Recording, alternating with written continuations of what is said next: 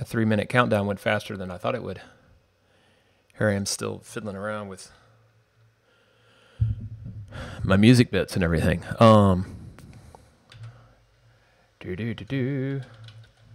Sing you some songs while I'm doing this.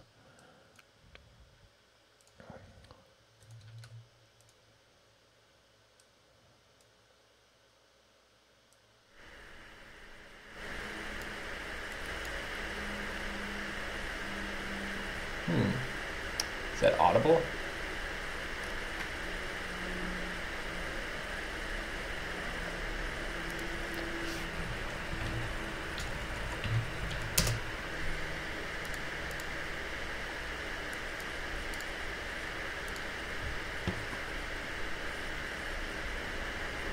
Well, I'll find out in a hot second.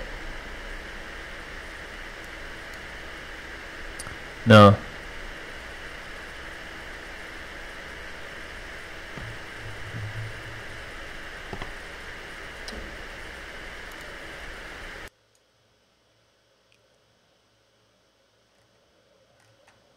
So why is always trying to figure out the stuff the last minute? I tell you.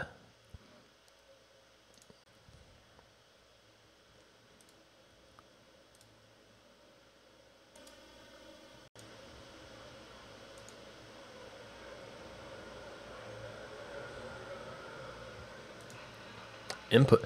You can definitely hear me. But I don't know where the output sound is. Test.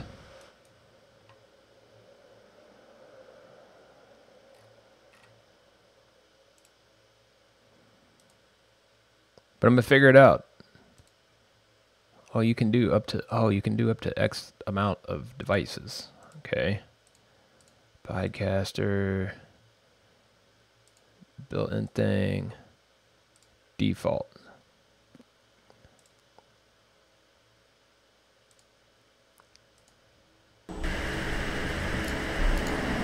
Test. God. There's one thing that's spiking off the metric here, and then there's another that's not. Oh, that's the stupid video camera. I don't want the video camera on. Hey, Mad Cow. Actually, I was just going to get started, but then I realized that my audio is all dorked up, so I've been trying to fix that for the last, I don't know, 15 seconds. Built-in audio, maybe? Test, test, test. Can you hear the music now?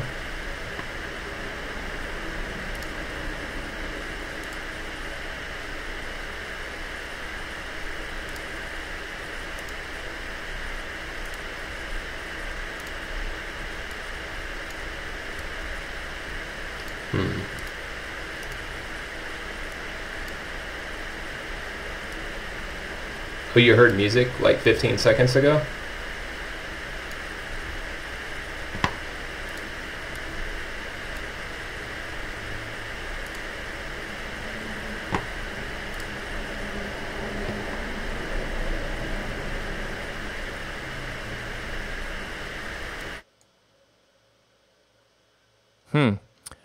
Yeah, I don't got any music either. And like, my vocals are fine. They're even pegging out a little bit. Yeah.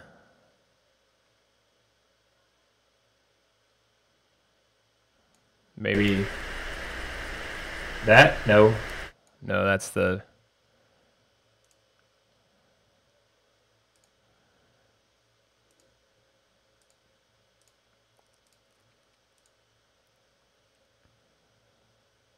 Okay, so I got this podcaster, built-in analog stereo.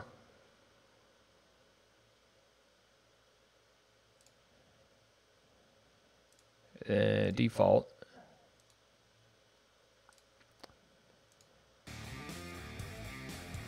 Now?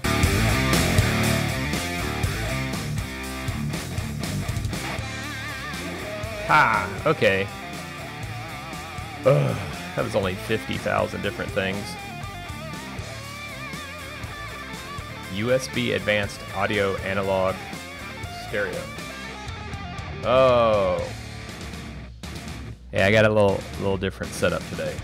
So it's threw me for a curveball. Yeah, I can turn it down. Or actually, let me do this and control it appropriately. See, because then I have bloop. Where's it? There it is. Yeah, got the little volume on here. Yeah. Okay. Beautiful. Beautiful. So now that means I am set up.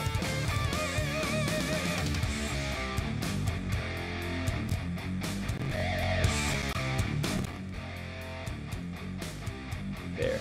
That's not too loud, is it? That should be a little better.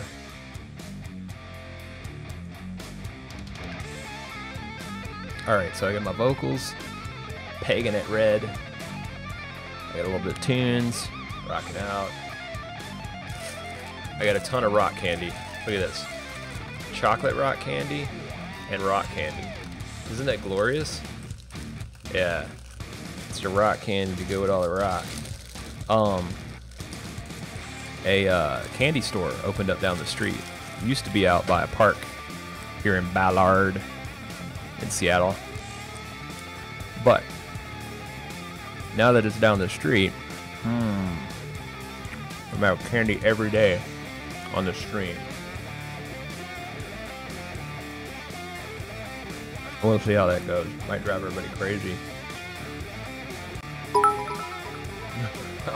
Yeah. Sugar. Thanks for the cheer, man.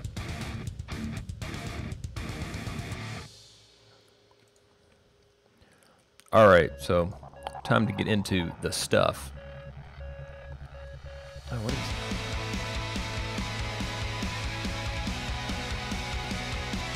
that? Weird. So I made this screen that you're looking at. I don't even actually know what I made it for. Oh, I see what it's for. The thing is just not in the right place.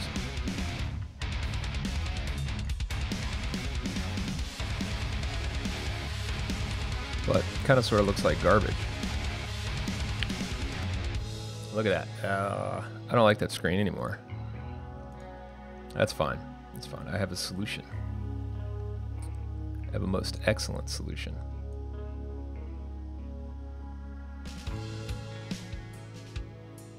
And we'll get there in just a second. Except weird. Oh, gotta fix the... Boom, there we go. Except now there's a... I don't think it's the right resolution. Oh, I've just... Oh, there we go. I think I got it now. Did that fix it? Yeah, that fixed it. Okay. Yeah, it wasn't the right resolution. It was set to some stupid size. But now I need to refine it just a small inkling here.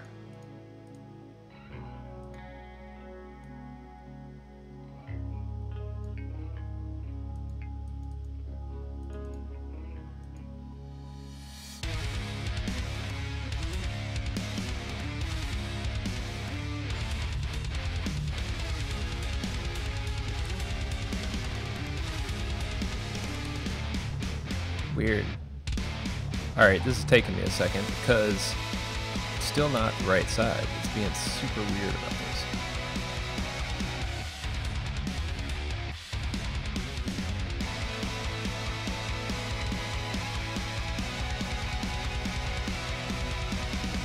Oh, it's because my main screen is messed up. Damn it.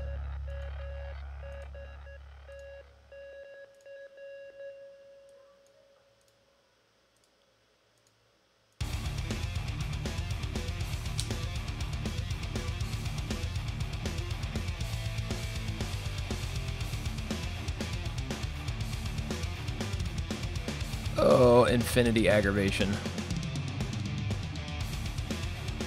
Can I do this res?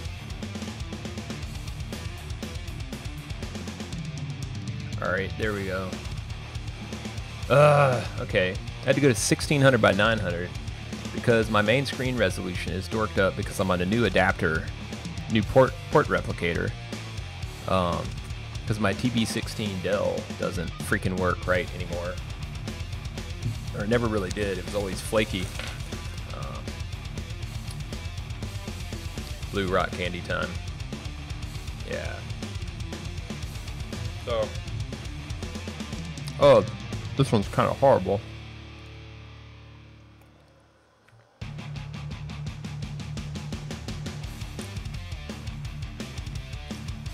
Ugh.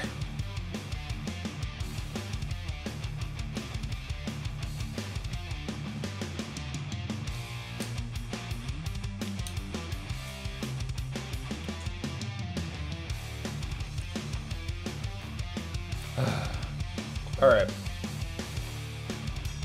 I think I got it. I think I got all the buttons twiddled.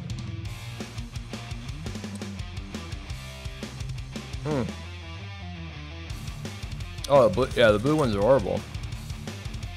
Hopefully this white one will be better. I don't know. That one's next in queue.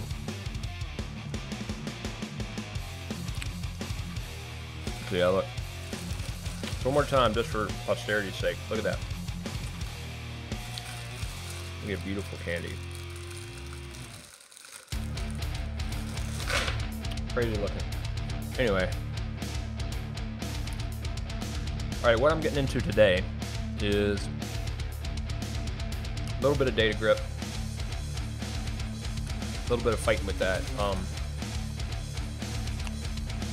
don't think I've heard a word back on that repo, but we'll go look. Because yeah, last week I was trying to. Yeah, what I got notifications here? Anything new? No BDP.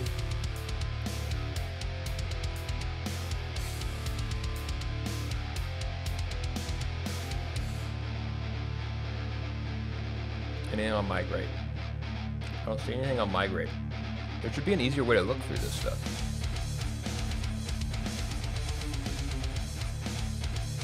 For that, and okay, so here's the dealio.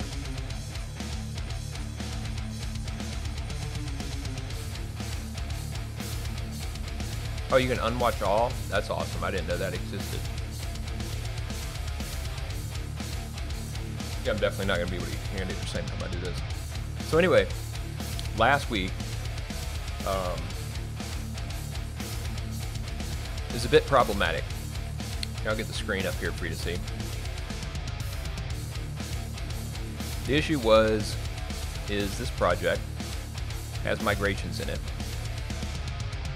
Cassandra and Postgres, and so far there's just no go on the Cassandra end of the Go migration tool. There are tools out there that do it. Basically, I think what I'm going to end up doing is, for now, rolling some kind of poor formed, just straight up CQL is the idea. So first thing I'm going to actually do is pull up the project in. Is that it? No, that's data grip. So let's go with GoLand.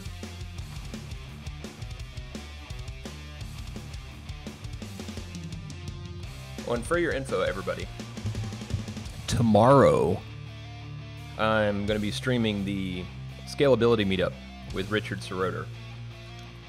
So, well, that went too fast. Am I logged in here? It'd be easy to find if I'm logged in. No, let's log in.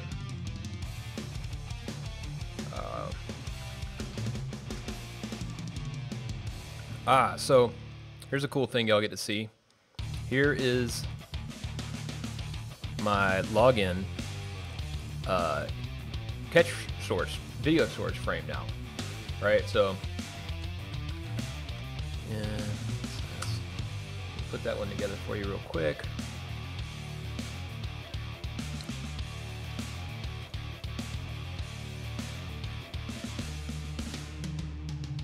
And here you go. Boom.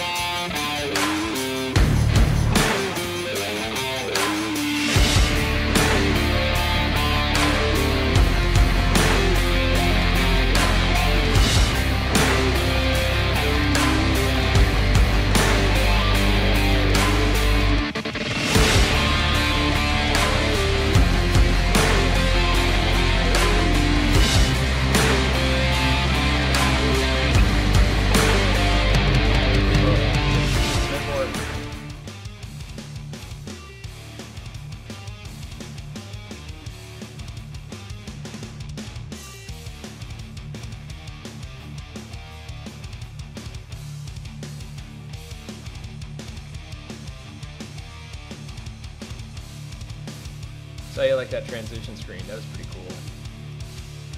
Yeah, so the upcoming meetup is tomorrow with Richard Soroder. Does the cloud kill open source? He's going to provide some answers and some posits and some other ideas, and we'll see how that goes. It should be interesting. We'll be at the Maxwell Hotel in the conference room as suspected. I provided bike, monorail, and bus directions, and would love to see a bunch of people out there. So if you know anybody that might want to go, that's in Seattle and up for that, check it out. We'll go have drinks and dinner afterwards, or drinks and Cajun hush puppies, whatever you want. It'll be a lot of fun. So I think that's it for announcements at the moment. And then otherwise, I'm just going to get into the midst of this. Hey, Mad Cow. Hello. Can you not hear me now? All right, so.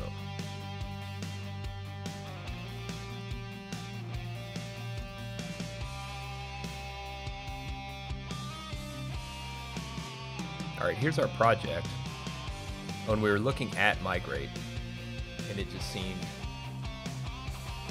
like it wasn't really going to work right now. I'll upgrade that real quick. So then I don't really want that project. Yeah, I just want constants builder. So here's what we had. We had our train table up, and then the train table down, and we didn't have the other tables yet. That's basically where we left off. The Cassandra one works right now, right?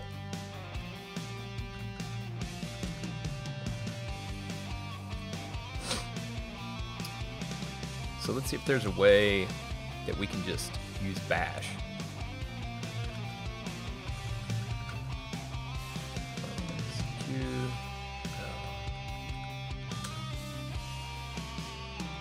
Let's do this. Yep, that's what I want to do.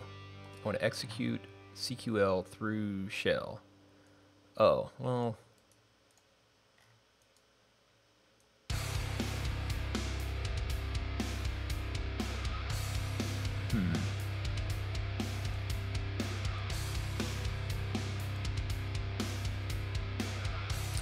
This is what I want to do right here.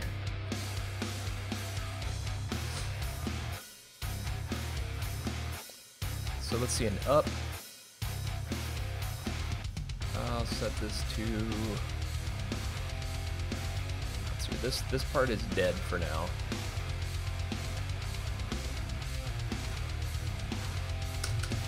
So we'll say this command -f commands CQL. We'll do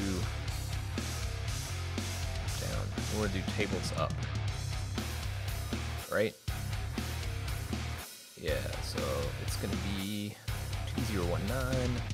2019-0305, create trains, table, CQL, and then there's no username and password, but there is 127.17.02. Okay.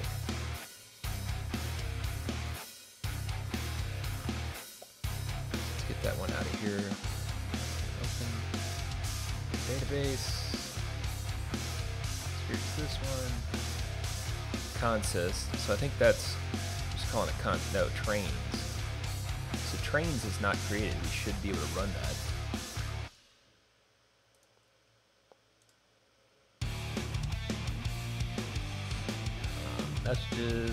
Messages has all, yeah, it has to do and everything, primary key. Wasn't even connecting the database. Oh, probably not even up and running right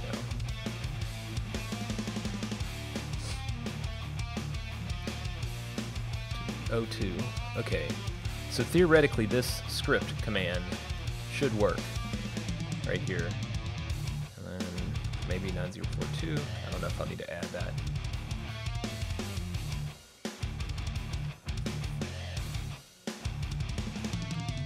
And let's bounce over here.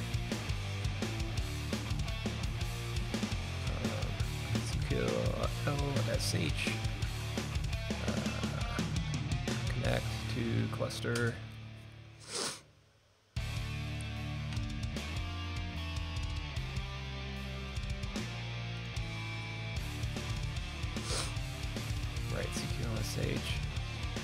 Oh yeah, and let's check and make sure it's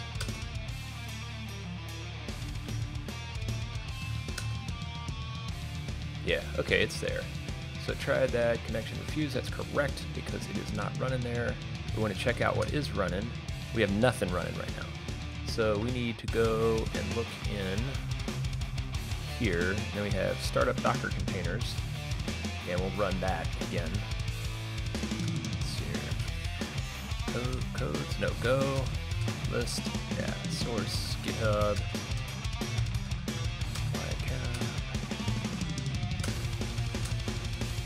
and start.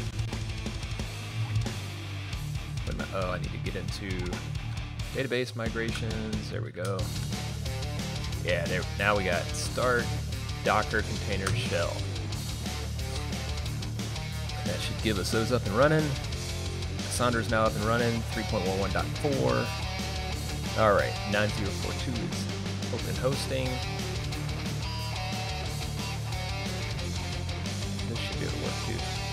Why? Stop doing that. Let's do data source, Apache Cassandra, and then point to 72.17.02.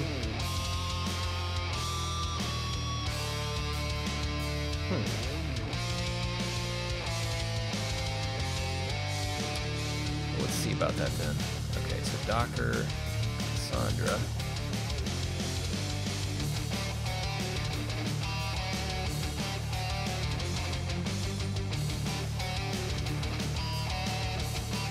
There shouldn't be a username and password. I don't know why it keeps bugging me for that. Oh, there's a broadcast address. Cassandra Seeds. Oh no, I think looks like my VM is frozen.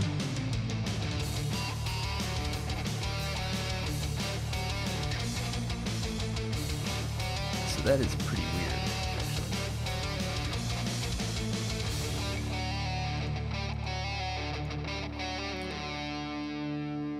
Well, it wasn't totally locked up. So we'll restart that real quick.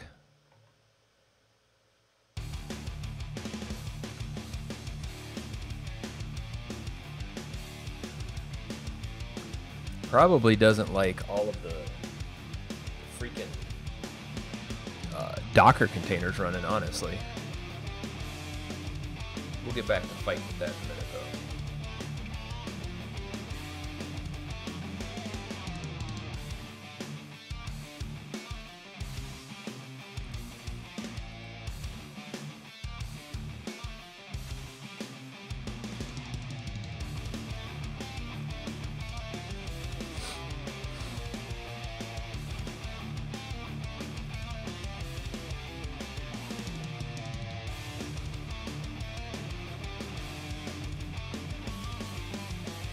Wonder how you could take off those little annoying things that pop down all the time.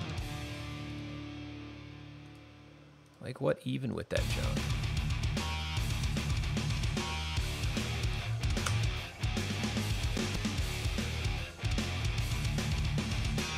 There we go. Thanks for telling me the connection is established.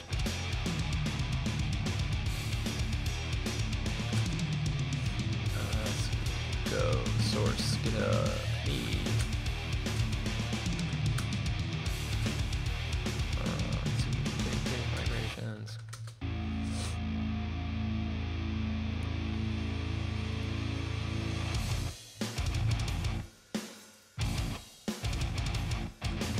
Oops.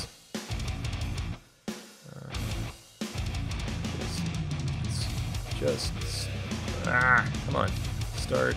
Cassandra.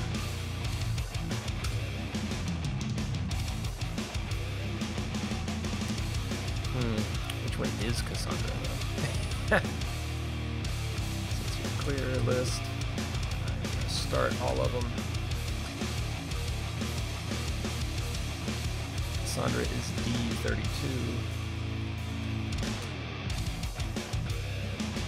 Whoops. We'll actually do this. Stop. Stop. There we go. Just in case.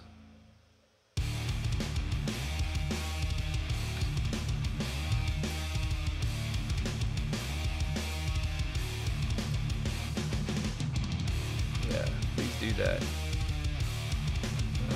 Clear list. And let's say just start Cassandra.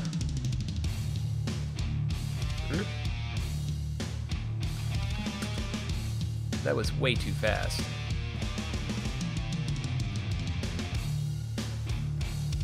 Oh. Duh.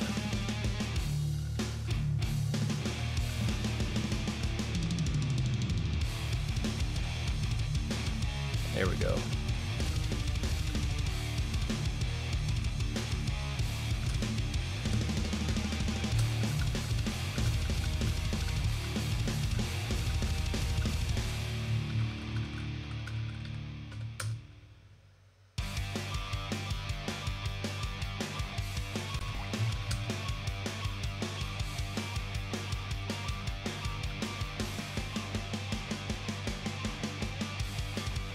Somebody would send me a little like dot or a check or something in chat. I just want to make sure that I'm actually still synced with chat.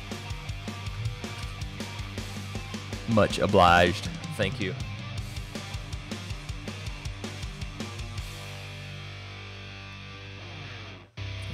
List.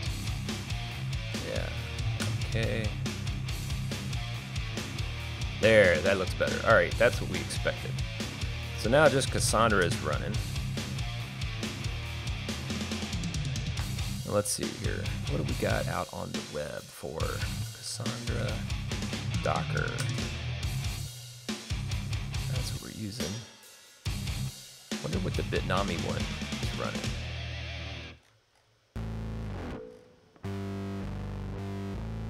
Compose up. Why use a non-root container? How to deploy Cassandra in Kubernetes? Word text. Da da da.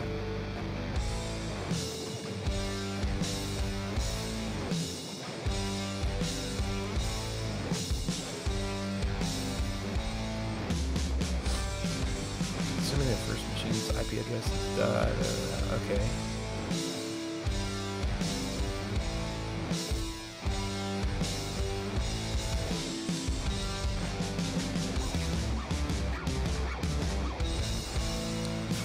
Address, start, address, cluster name, num targets, DC, rack, endpoint. Yeah, so there isn't auth to be had on this. It's just the node running.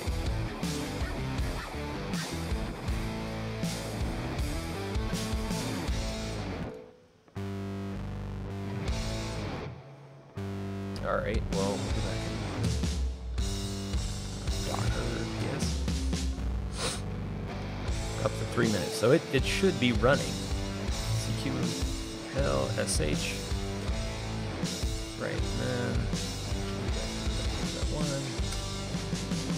Oh, that's not what I wanted.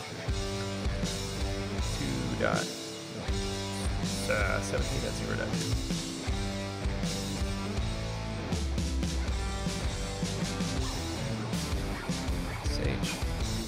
Connect to cluster IP. Alright, so basically it says options host port. Yeah, that's what we want to do. There's none of that. Here's the node. We don't want to connect to the key spaces, we want to connect to the node. E is for sequence statement. And then output this. Or you can have a file name.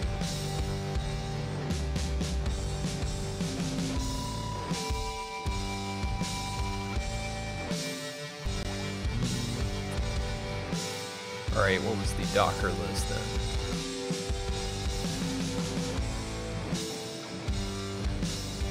Uses the default port when no port's listed. That we're doing.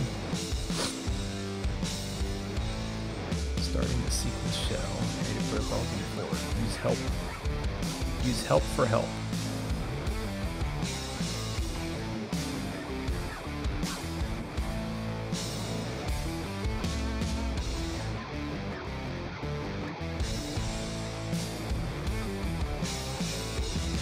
Yes, already port here.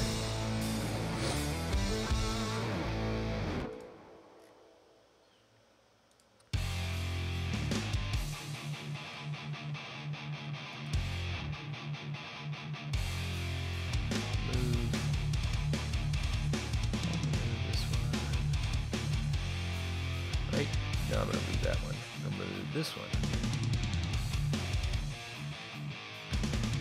And move that one for now. Then go back into data source, Apache Cassandra.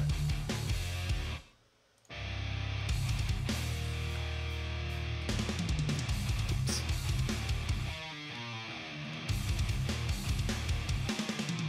So 2.17.0.2. Everything else should be set. Default test connection.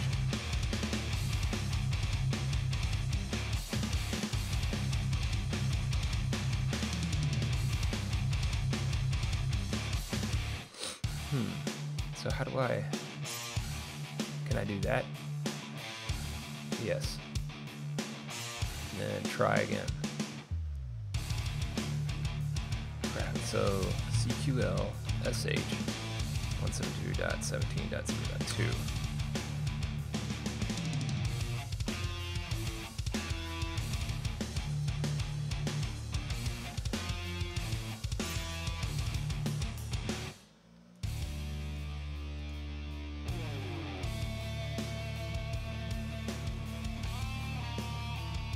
So we had some notes on this. Let's see what the IP is.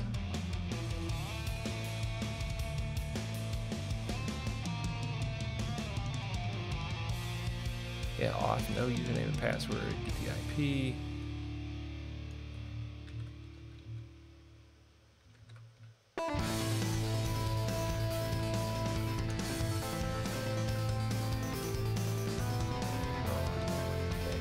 Docker PS. The IP is right. Oops.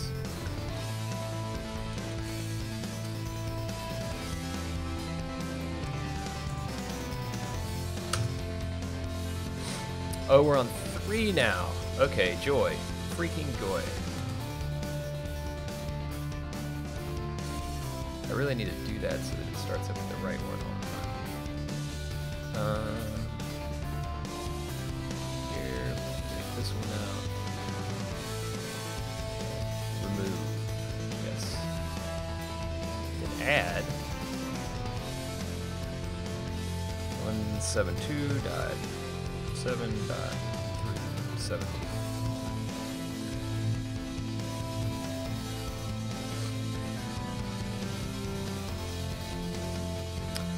There we go. That's the crazy nonsense. Okay, so up.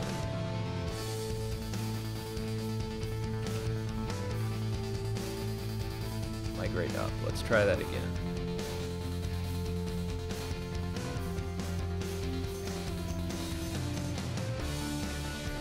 Oh, because I didn't.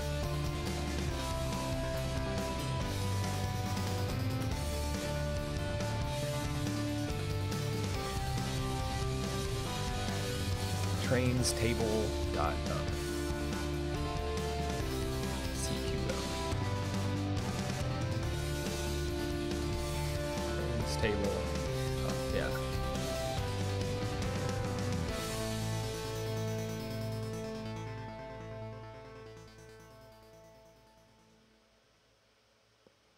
Oh, whoops. 0307.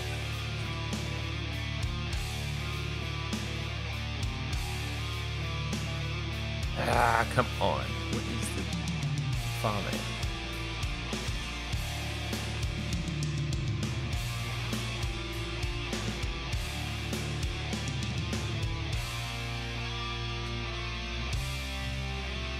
Oh, they did do.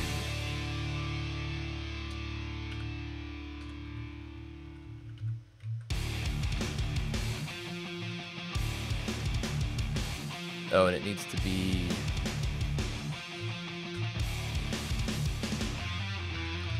Cassandra directory. There we go. And open.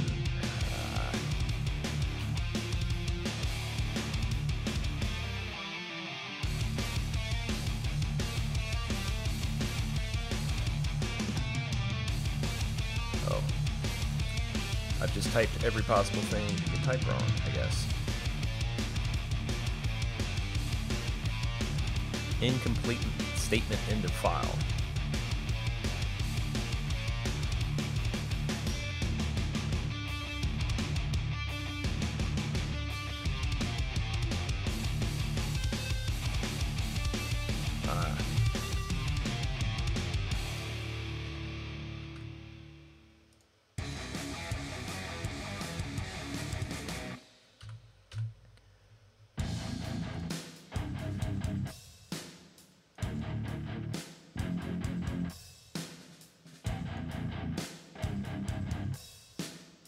So I think that worked. I think it worked, y'all.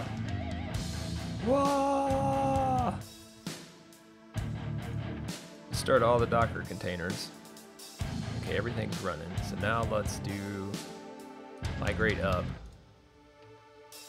Yeah, okay. Already exists. Yes. So create table. If not, is it if not exists? I think. Yeah, so if we do that, yeah, we get a clean one now. So now we just need to fix the stupid. I'm gonna delete this for the time being. Then up is just, yeah, create table. Actually, can't you do the same thing here, I believe? If not exists.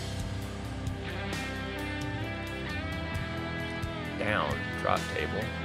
And down is drop trains, semicolon. Right? Yeah.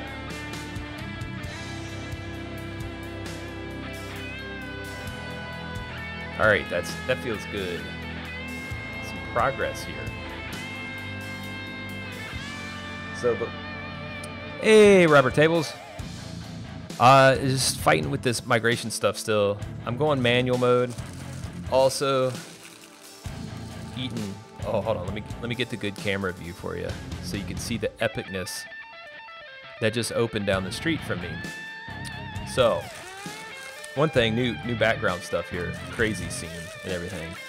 Because I'm always in a warped world. I figured I should just put myself in a warped world all the time. Ta-da! Rock candy, look at that. Come on, focus camera. Look, give it the detail, there it is. Beautiful, beautiful stuff. So it's like Rice Krispie treat, chocolate candy. It's a sugar candy that's gushy stuff, like puffy marshmallow. Freaking awesome. Yeah, like actual rocks, man. Like, look at this big one. Look at that. Come on, focus, camera. Focus, focus, focus. Anyway, see? Yeah, there you go. This thing's so silly. So it's huge, and then there's like, look at these little bitty ones. I'll show you. Look at that. They look like little rocks. Freaking awesome, man. Totally stoked. I don't even know what to do with myself, except eat more candy. Exactly. Get in my belly.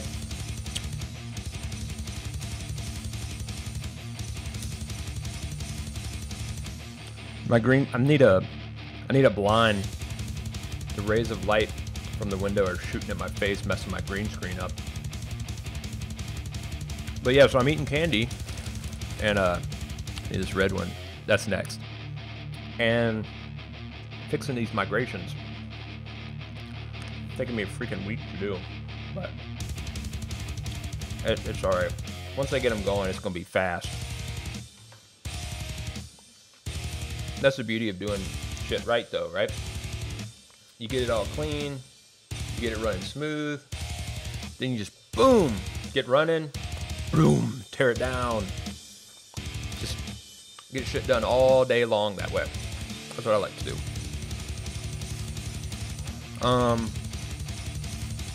All right, so we got that. We got tear down. We move to down here. And what I'm doing though is I'm changing to just calling the stupid script instead of trying to run the migrate executable against Cassandra, because it's busted for some reason. It cannot connect for the life of it, which is super frustrating. But we're getting there. But I also figured out this now that the node changed its IP. So I need to be able to launch the Docker container and have it say, use this IP. Don't pick one and do some random nonsense, right? So I'm gonna do that in just a second. As soon as I comment that out and then run this. There we go. I think that did it. So if we go over here, we shouldn't have, well, come on. Okay, go over here and then go to consist. Whoops. Consist. There we go. No, right, that shouldn't exist. Why are you username and passwording me there? Oh, that was dumb of me. It goes here. That's why. There we go. Okay.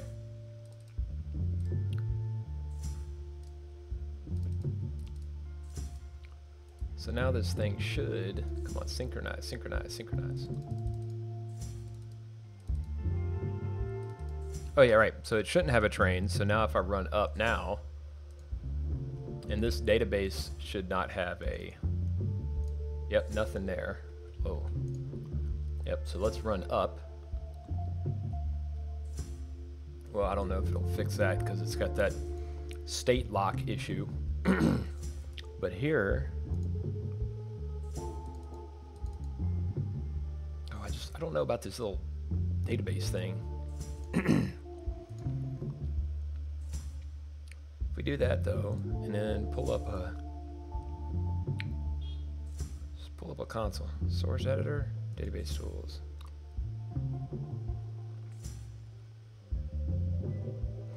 There's got to be a way to run a console. Oh, it's right there. I was gonna say I saw it just like 10 minutes ago. Select asterisk from trains. No? Yes, no. Yeah, so the table exists. What is the deal? Is it just not? It's not showing it in the key space right now. So synchronize.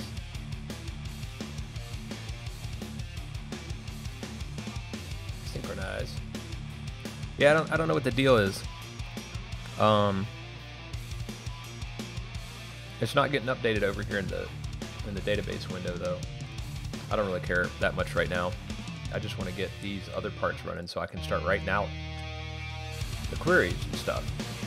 So, all right. Got that going, got down and up going. But we need to go in here. Oh, there's this for this. Is it just hidden somewhere? Anyway, so schema migrations, let's drop this table. Like so, and then let's run up. Okay, now it should be synchronized. Yeah, there we go. See, there's the version. There's the trains. And if we go down migrate, we should see nothing here, right? Yep, their trains disappeared. And we should not be able to run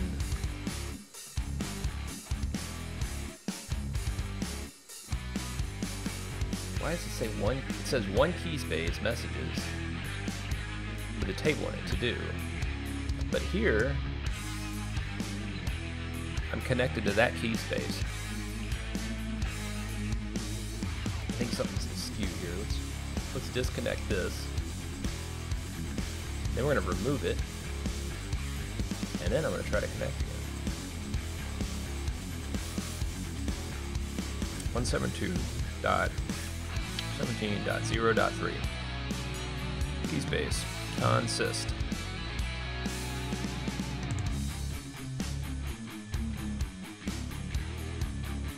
There's trains. They're like it's supposed to be. You know, actually no, it's not supposed to be, right? Because I ran down, and down is... Oh, I ran up against it, so let's do down.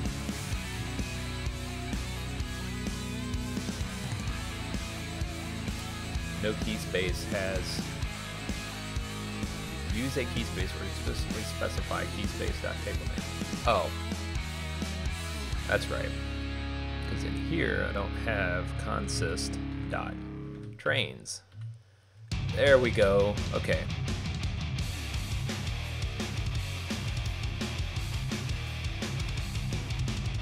Yeah. So now this should synchronize and no trains. And up. And we get trains coming back, right? I mean, theoretically we should. No errors. Synchronize. Trains in Cassandra and trains in... Boom! Postgres. All right. That's the first full migration both ways that actually freaking works. And like with Bash, we're not going to have to manage, you know, peripheral stuff, but as was it MadCow or somebody mentioned last time, you don't get the logging and you don't get some of the other stuff, which is a bummer. But for right now, we're going to keep moving with this until I get a message back from that group that manages that repo, the migrations repo, and we'll work with it from there. Oh yeah, I forgot to tell y'all, I got something else. It's from the 70s. I traveled back in time. And oh yeah, here it goes. Ready? That's right, Pop Rocks. Woohoo! Oh, I was on the wrong damn screen for that schema stuff. But yeah, so anyway, it works. We got the first full migration there. We got some crackling candy Pop Rocks.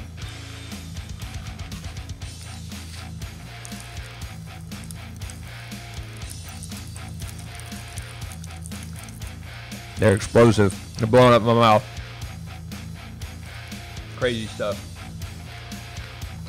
Yeah. It's a candy shop down my street.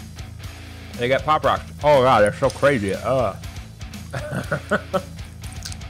awesome stuff. My ears are like on fire and stuff. They're like explosions everywhere. So awesome. So try this again.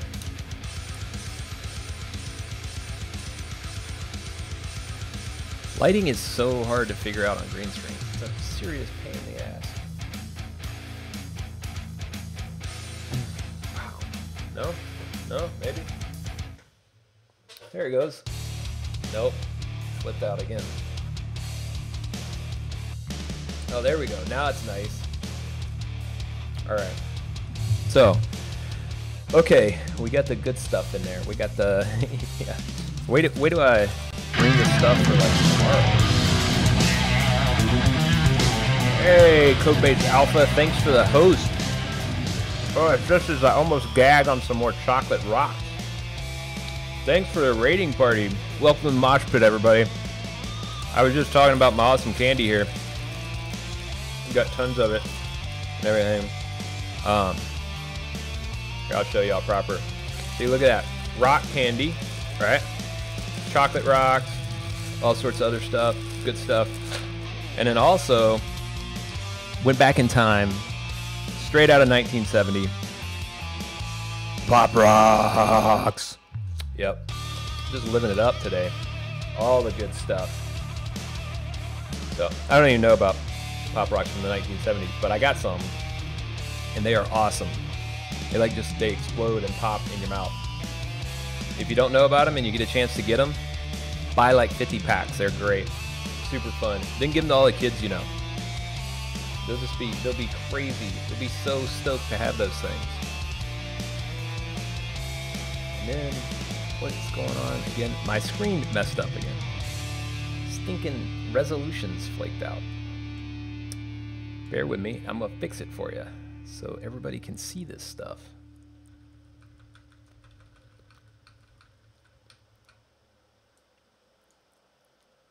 Why does it keep doing that? That is so unbelievably annoying. Oh, and the resolution swapped. What you doing, VirtualBox? Tripping out on my machine here.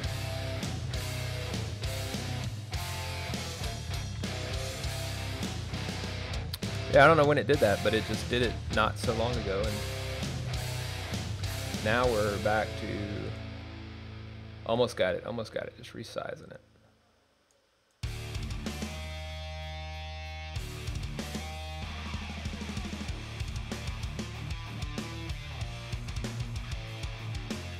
Boom, there we go, okay. That was weird, I don't know what was up with that. Seems like the story of my life though. All right, so check it out. We got these migrations going, right? The first ups, first downs for Cassandra and Postgres. Now what we want to do is start getting some other stuff in there. So far, we just added this this trains table with a train ID, train name, right? And basically what we want to be able to do now is say like, okay, the train name is just going to list the train names. I guess this could almost be our schedule. Hey, Codebase Alpha. Hi-yo, how goes it? Just kind of explaining and catching everybody up that just joined from your raid. Thank you very much. On what we're doing here. And also was showing off all my candy jackpot that I got. A bunch of rock candy and stuff. So yeah, just setting up some migrations, doing some initial database design. And right now, let's see, and also testing out the integration for Golang here, because there's a bunch of cool stuff to check out with this.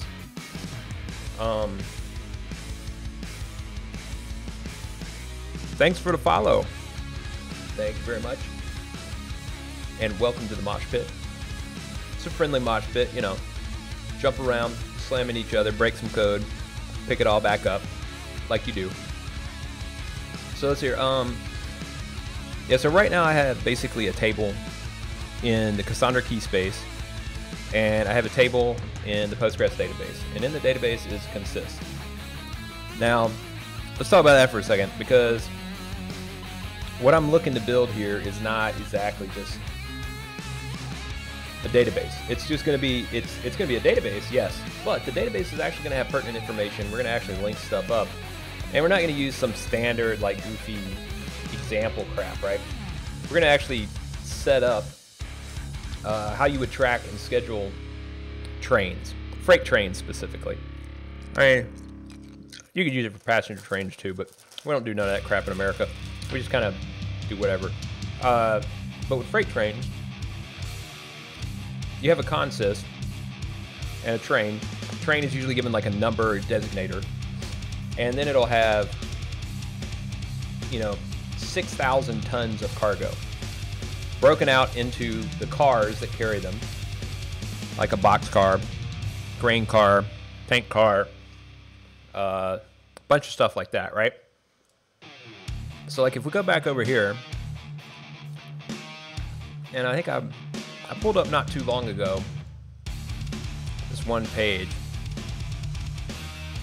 and we need to kind of, we want to store it, the stuff from it, the different, we want to be able to store the different types of consists. So we'll have like trains, which would be the train name, and then the train can be scheduled somewhere, right?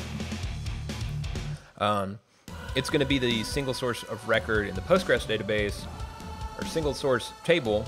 It's going to be related out to all the things that need to know what the train name is. So let's see, what was I doing? Ah, there we go. So Union Pacific, I obviously can't spell Pacific, railroad car types. I just had it, yeah. So like, yeah, here we go. This is a perfect example. So each unit in the train, or each car, would be like an automotive rack here. This is a car that's like, it's double cargo, and you put cars in the top, SUVs, whatever. And then the trains haul them out to wherever they're gonna bring them out to, like car dealerships and stuff like that. Box cars, kind of the same shindig, right?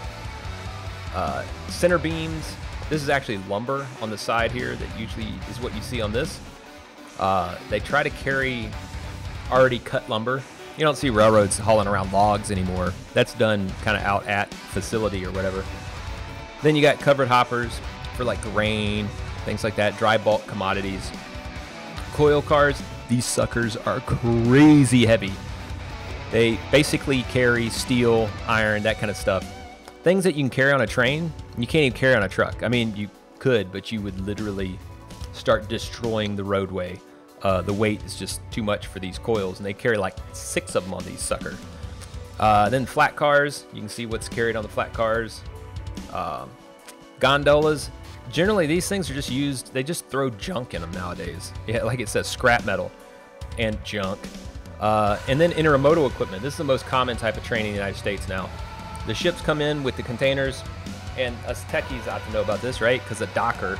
But yeah, basically the containers from the container ship are then moved over to the railroad, sometimes at the port, over to like the trucks at the port, but they usually try to like offload and distribute those out to facilities throughout the country into different places. And then those containers are then shipped or transferred from the train to different trucks, and then the trucks haul them out to wherever.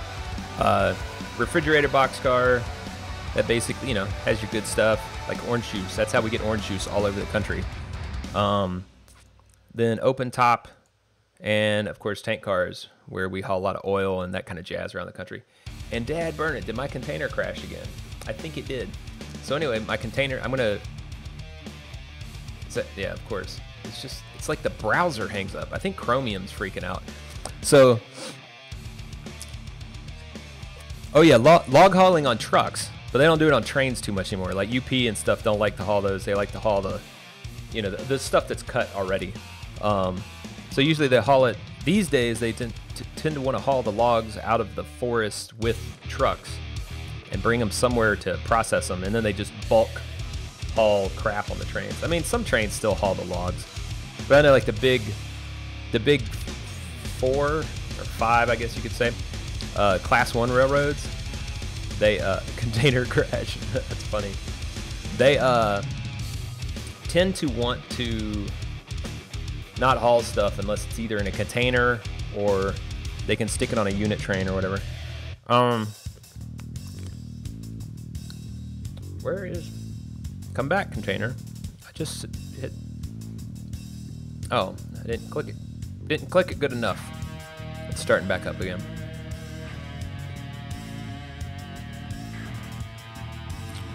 Yeah, trains are freaking awesome. That is the truth.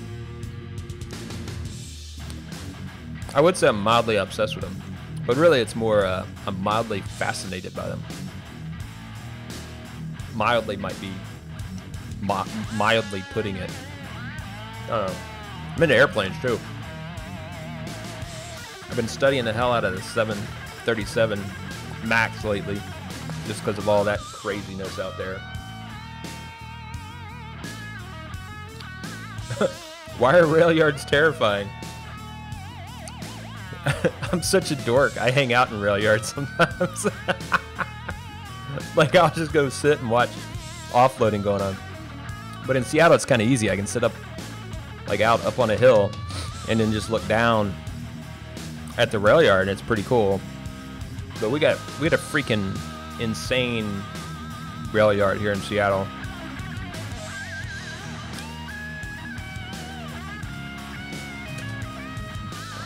What is up with?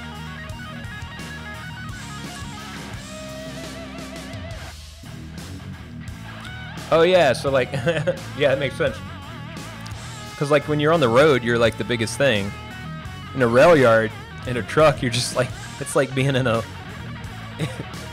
on a skateboard or something in the middle of a truck yard. Yeah. Man, those cranes too that they offload those things with, those things are badass. We just got like 2 or 3 more here in the area. Here, I'm going to show you real quick too though. Here, I don't know why this keeps crashing. Am I actually using Chrome or Chromium? Yeah, I'm going to stick to Chrome for now. But here, let's just check this out. So, oh, this is actually where I live, up here in Ballard. This is where this stream is coming from, right here. But then you scroll down here, there's one rail yard. That's just Inner Bay though. That's where they have a hump yard here in Seattle. So they put the train together. But then you go down here to the real deal, right here at Harbor Island, right? There you go. Massive rail yard here, rail yard here, rail yard here, where they shove it all back in here. And they start offloading them here, loading them here. And then right in the Duwamish waterways, where the river splits for Harbor Island, all this stuff is fake too. Like all this crap, or not fake, it's all man-made, right? It was all dug out of Seattle and dropped right here in that area. So like you can see Harbor Island, Soto right here, all this stuff is where the ships come in and offload. And there you go. Yeah, like this, that was weird. Like this Industrial District West, it's usually empty half the time. They're just shoving them in all over here. But there's the cranes and stuff. But the other thing that trips me out about this is that's just Seattle, right?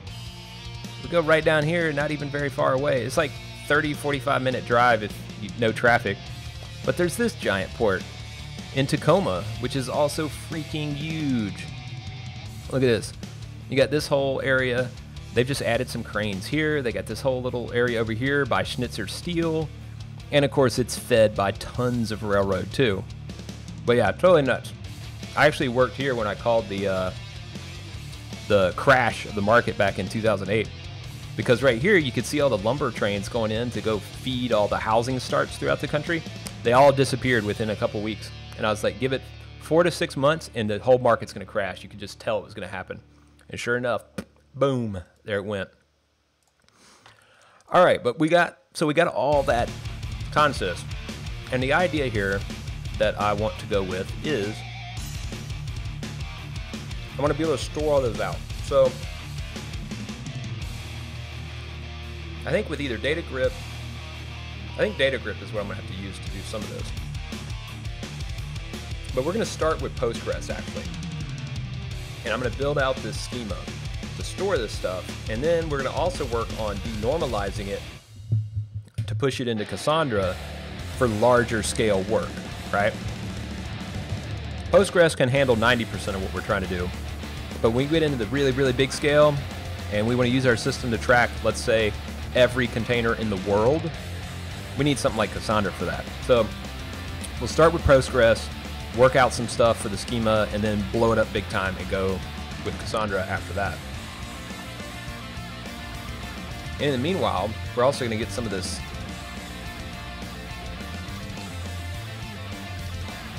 I got to check the darn. Let's figure out how to get Docker restarted first, or the container restarted first with the IP.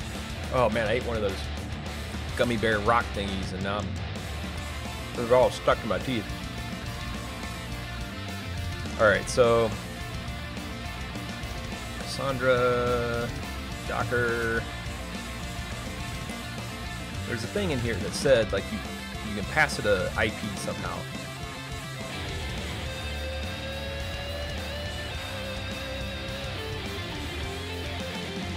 Ah, here it is. Docker run. Assuming the first machine's IP address is this, and the second is this.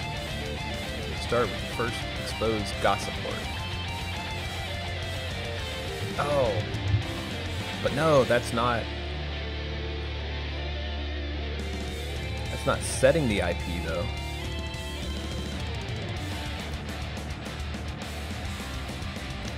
Do you know how to set that, Robert?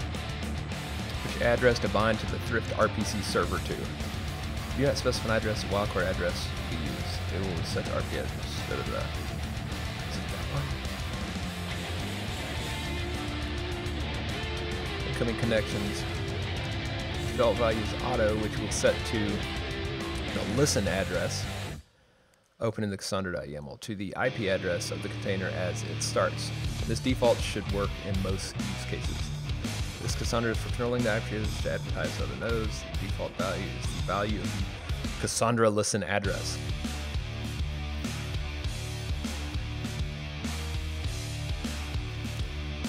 Cluster name.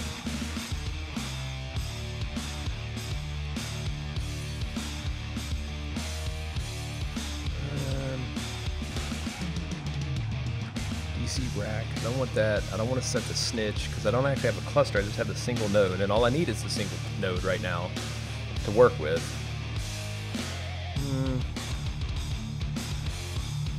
Cluster name, Cassandra num tokens, Cassandra seed. Oh, and since everybody just joined too, tomorrow I'm going to be streaming a meetup from downtown Seattle, also with Richard Seroter, talking about all that crazy licensing with open source and cloud databases and all that kind of jazz. So that should be a pretty good presentation and ensuing conversation.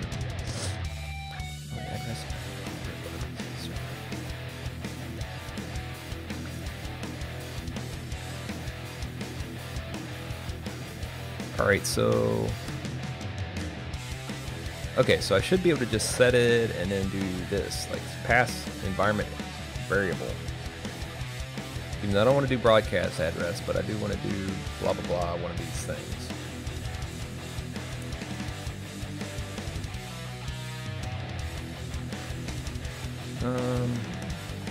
But I'm going to need to run it again, aren't I? And destroy the other one. Alright, so let's go look at what I got here.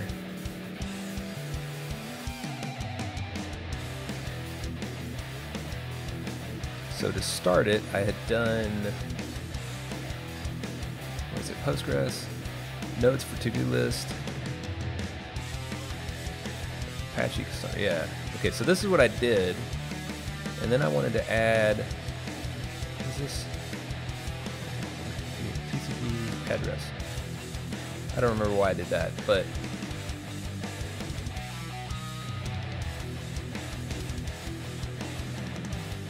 oh, that's .c. Cassandra.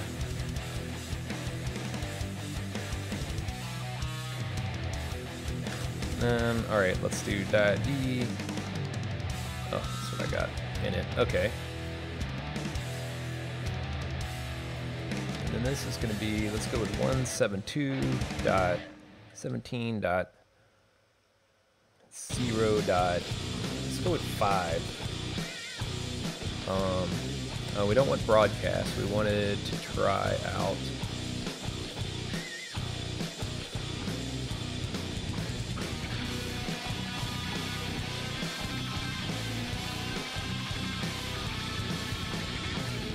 broadcast. Default value is value of the listen address. Okay.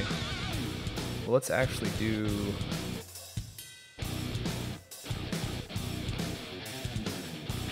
Let's do listen. And then that should go and make it the broadcast one, whatever the broadcast one is set up. All right. Let's go back over here. And then, oh,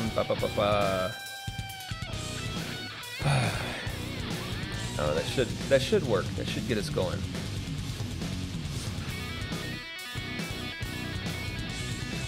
What do we got? Docker, PS. Nothing's running. Let's try this sucker out. Oh, but we'll have to see.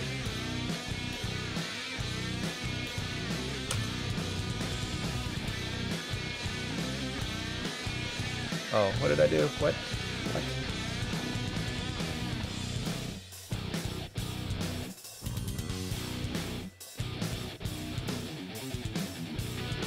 Oh, let me see.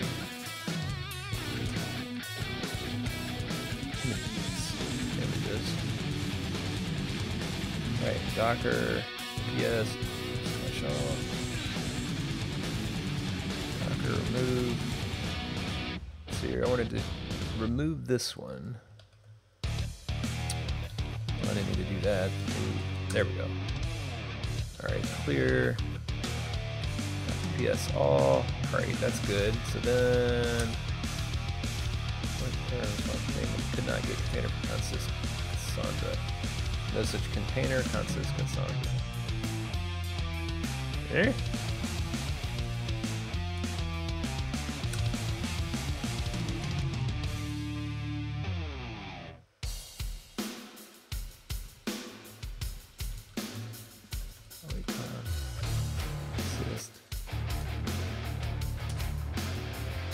That and Docker.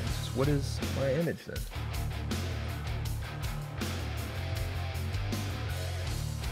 Oh. I don't think I fixed it last time, so I need to do this. And then, yeah, 3.11.4. Right? Yeah. Okay.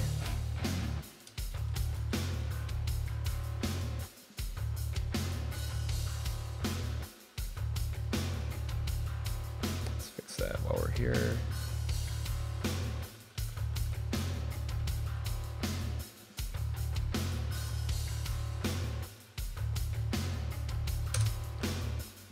What?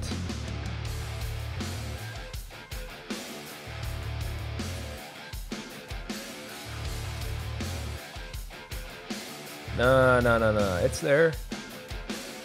What am I doing wrong here? Cassandra. Can I do this?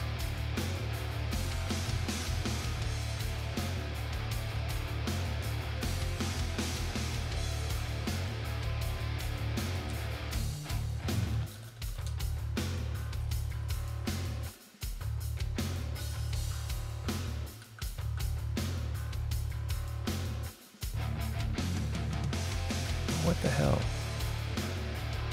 And here it showed, what does it show here?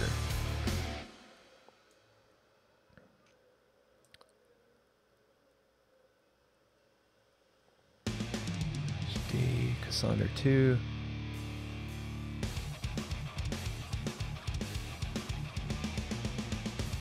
Oh, Cassandra tag on the end. Oh, we just give it a name there, right? But then, oh, I think I see what I'm doing wrong. Consist, Cassandra, let's do that, and then let's do Cassandra 3.114. Ah, shit.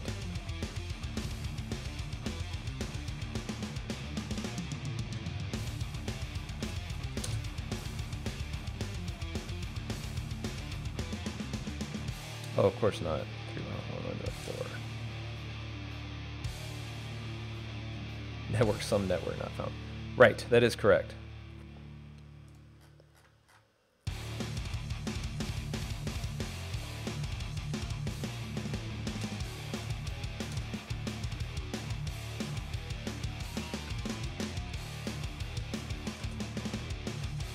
Right, okay, then some.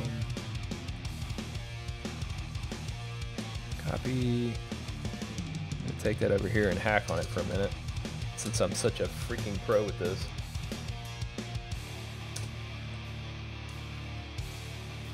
Yeah, so I did that, right? List, wait, whoops, Docker PS list like that. No, wait, Docker. I thought that's what PS-A did. See, there's my containers, right?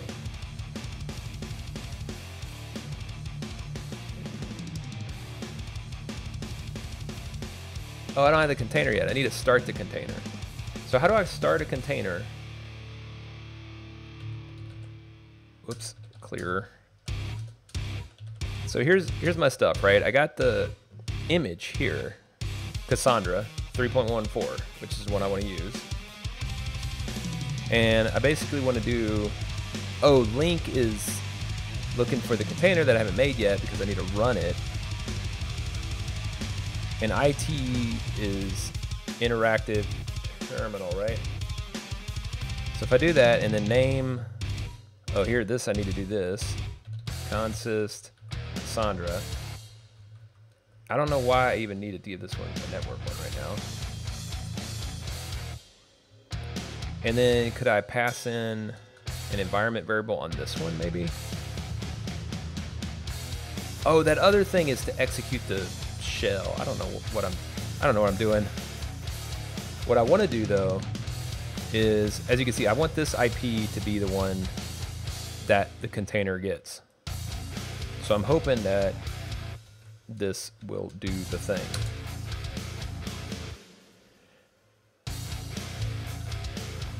Whoops.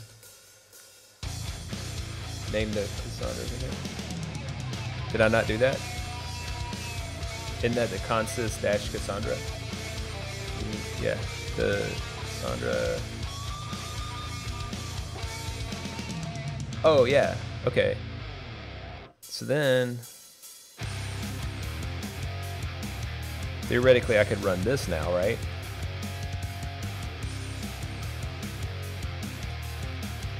Like so.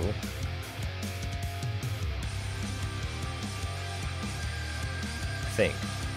So then run blah link Cassandra 314, or this would just be the name, right? Link to consist Cassandra,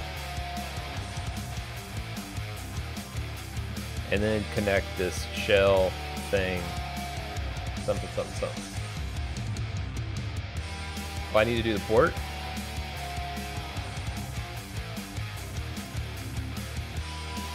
Oh wait. How come?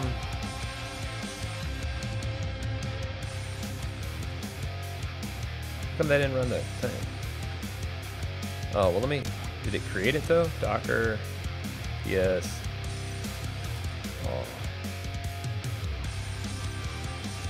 Oh, so there's this one.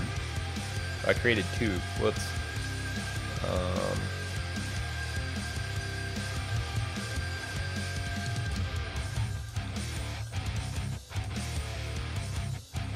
What? I thought I just deleted that. How do I delete this one? Docker.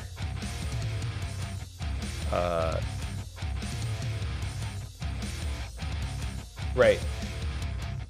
Oh, -D puts it in the background. Oh, this bit here. Okay. So if I take that off, it should just run, right?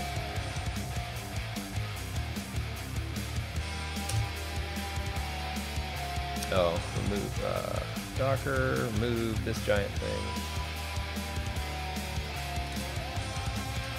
And Docker PS. Okay. PS, nothing's running. Okay.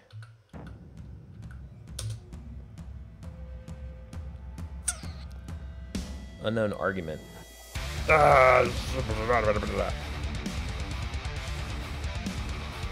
Oh, invalid option --E or -E? Should it be --E? Oh.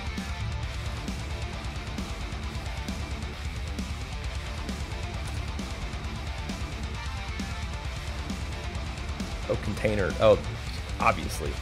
Obviously, that's what it should be. Docker ps all Docker container remove. Oh, I did get rid of that one. Did I just do that? And I didn't even realize I did that.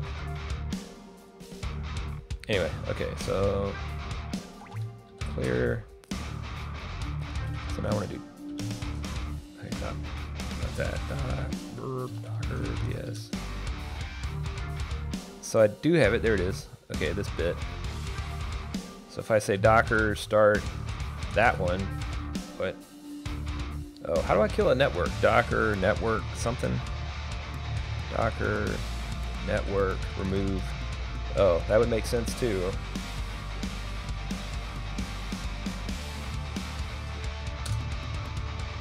No such network. But it says the network is there. Oh, not found. So do I need a Docker network create some network? Yay, there we go. Yeah, look at there. I feel like I'm making progress. Not that I really know exactly what I'm doing at this point. All right, Cassandra is there. Created 6 minutes ago. Then let's actually stop that one. So then I should be able to do. So I did that. Oh, what's the? Where's my? Fine, here it is.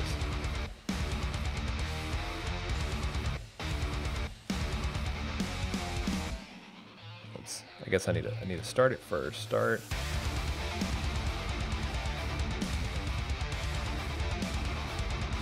Then I'll do this. And then that. Oh, doesn't have an IP.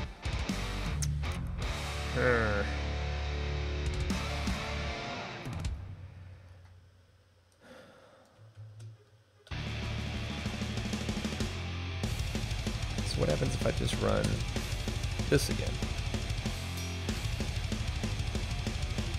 Oh, I don't have enough dashes on this crap. For environment variable. And maybe that'll get us going. You have to remove the okay, Docker, remove, sorry, Docker.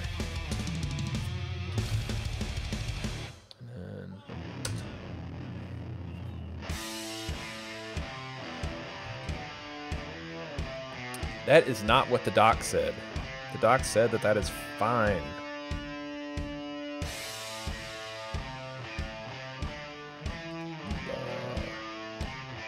Name some Cassandra, da da da da.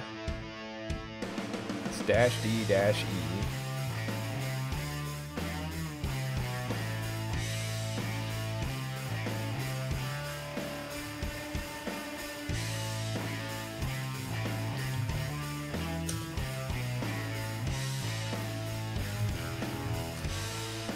Oh, it's not running.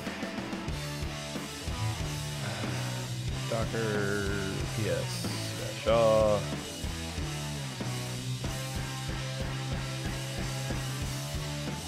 Docker remove container, remove that one. Docker start this new one. There we go. Okay, clear. And then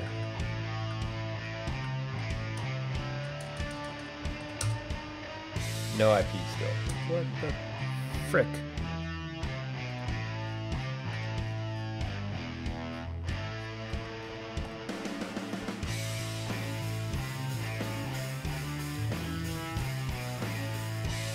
It's dead again?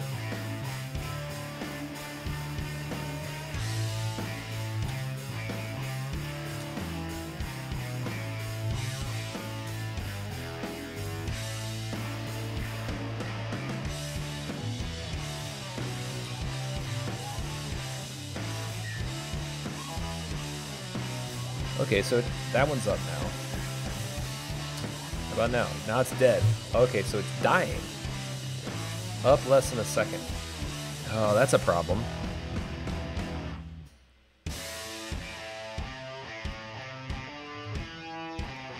Docker ps all. Docker remove.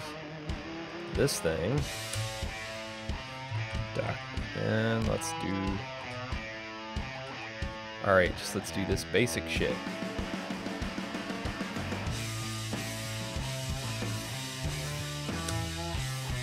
Oh, whoops. 3.114.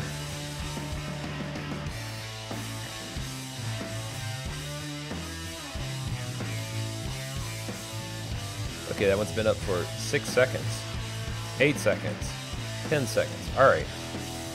So, CLSH. Can I connect to that? No. Because it's got a particular IP, theoretically.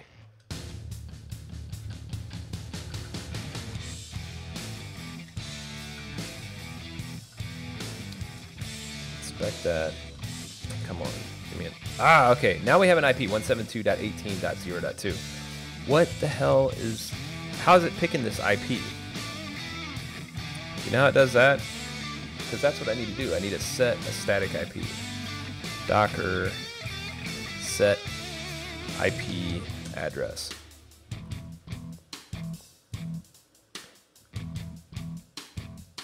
Docker network connect. Yep, Docker on that public IP address, Docker container. So that can do blah blah blah blah blah blah.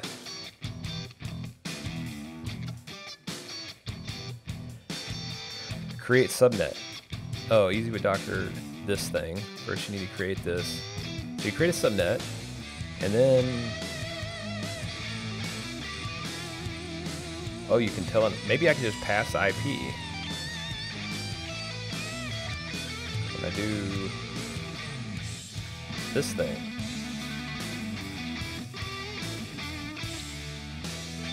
Some network dash D. I guess I could do it right after dash D and then say dash IP 172. Let's use the same one. 172.18.0.1. Can I do? Well, I'll do 2. Oh, Docker remove this big giant thing. Thanks. All right.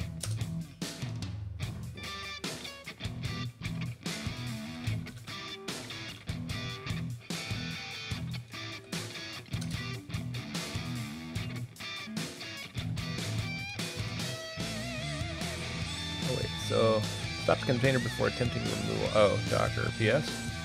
Docker stop this one. Oh, I'm breaking it because I'm removing that. So then Docker remove. Actually, Docker. Yes. So nothing's running now. So if I do the run now. Okay, Docker remove this thing. That container. All right. So then. Supported only when connecting to networks with user configured subnets. Okay, so I need to do a Docker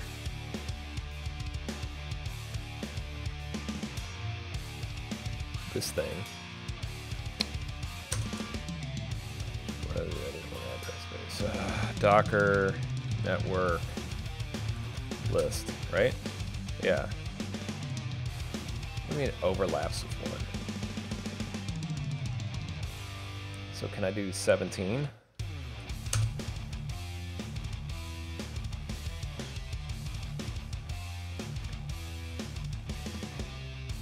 Full overlaps with one of the others in this space. Oops.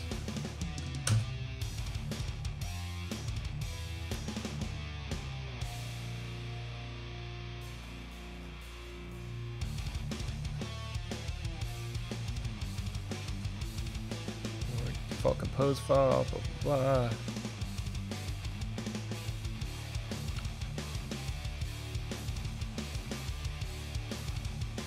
That's not what I want either. Just want then Ubuntu shell, IP address, right? Docker run. Well,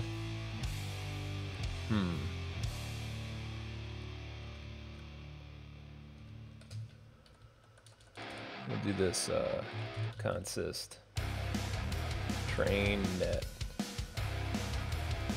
And then I do 24. Well,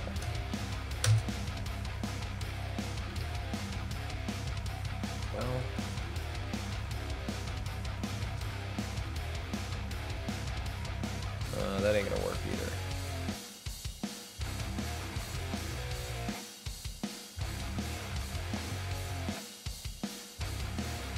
Enable manual container attachment. Da da da. 0 IP features. 6 address network driver. Docker network create options network. Okay.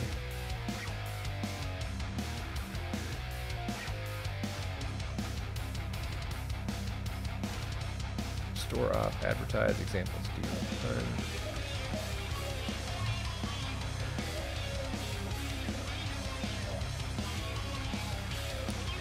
Advanced options. Okay, directly using subnet. You can override this default and specify subnetwork values. Oh, there's a default.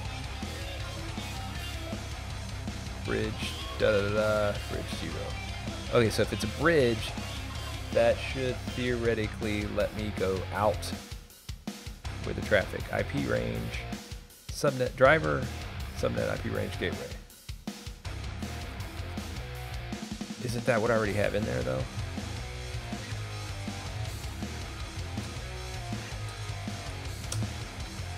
So I bridge, host, none. So in a Docker network bridge. Is that gonna show me stuff? Inspect. Docker network inspect bridge. Oh, okay, here we go. So that's 172.17.0.1. Oh, I should just pick this one. So maybe I could do that.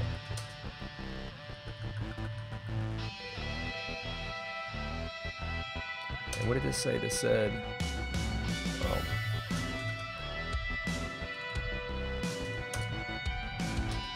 All right, so this, network some network. That's the thing that doesn't ever exist. So let's say network is bridge. IP, we'll go with 17 here. Oh, okay.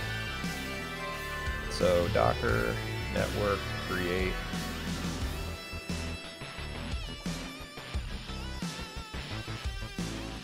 That's just driver, okay.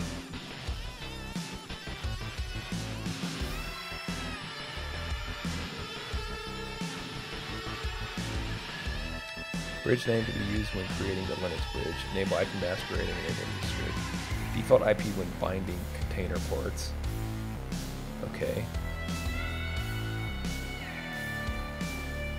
So let's do Docker network create. We'll do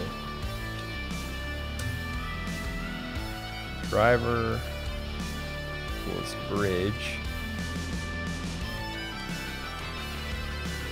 And then subnet equals, let's do 172.32.z.z. Oh, that's fine. 16. Oh, I forget how to do the calc on this. Oh, whoops. Oh, shit. Nah. Where'd my command go?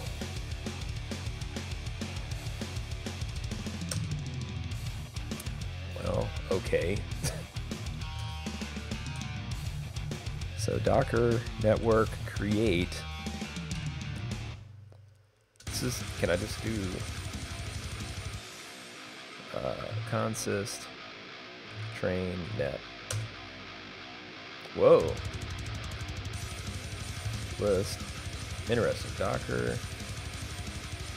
network inspect consist train net. Okay, so it gave me a subway and a gateway. So I could do that and then just do this That's why you can't do one. I was figuring they probably did that for the gateway. All right.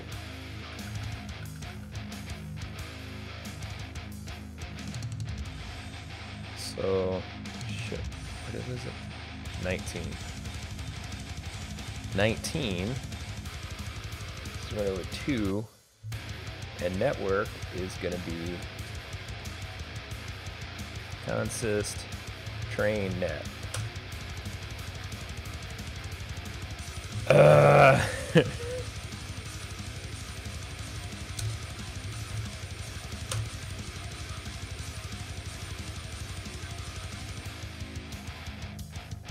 Oh, I have to configure the... Damn it. Okay.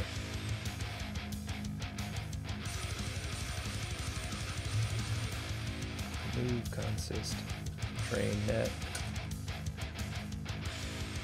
Oh.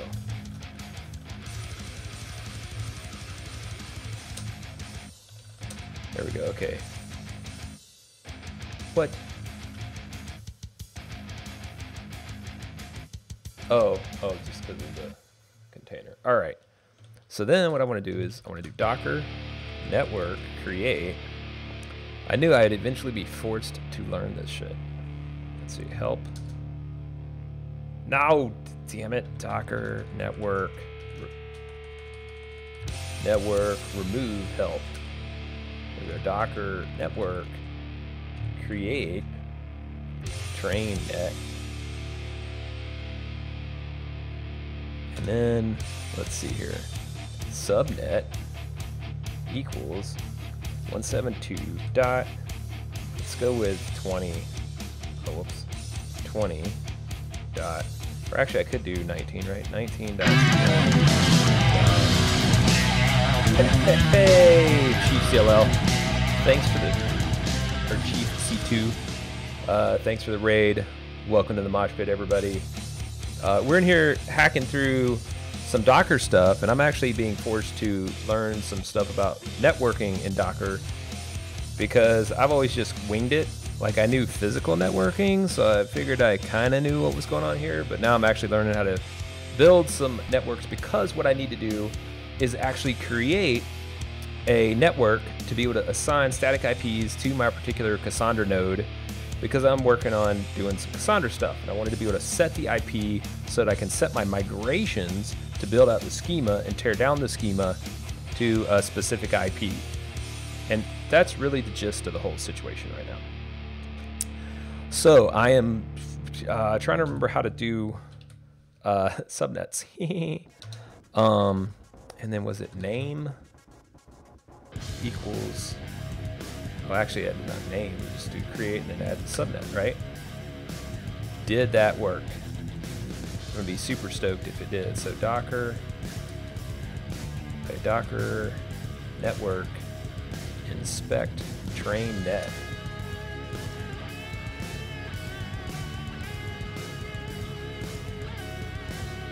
Some other question, Chief, is do I follow you? I don't know if I follow you, my new friends.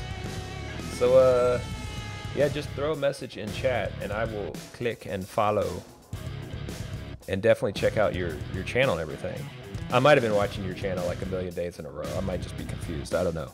Easy for me to do this whole confusion thing. So all right, I have a subnet with IP stuff. Oh, and I didn't set a gateway. I need to set a gateway, damn it. So let's actually remove train net, and let's build it right. We gotta give it a gateway.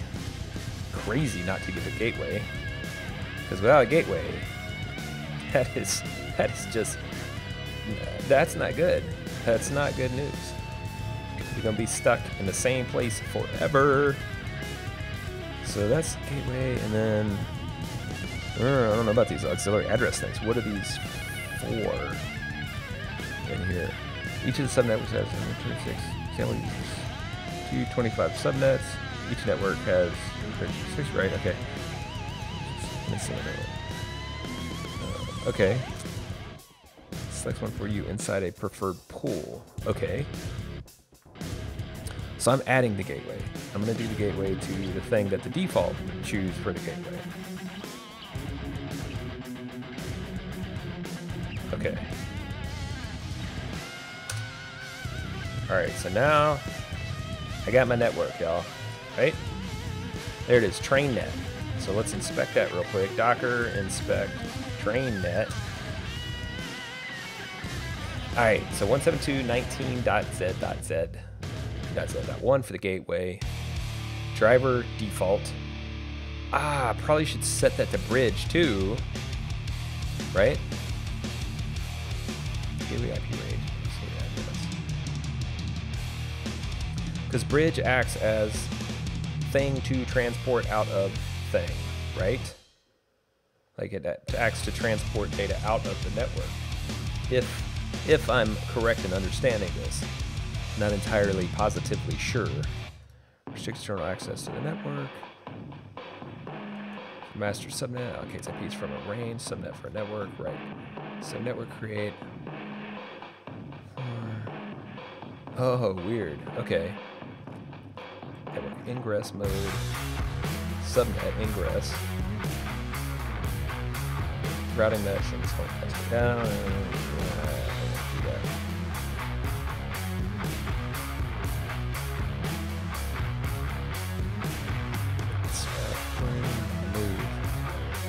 Docker network.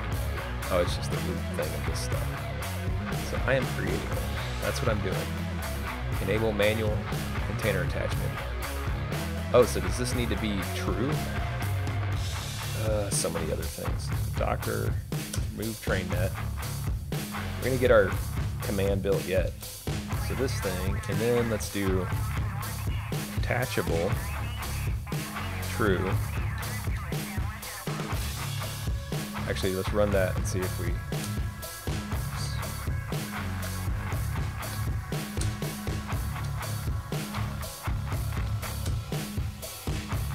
Okay, so that seemed to work.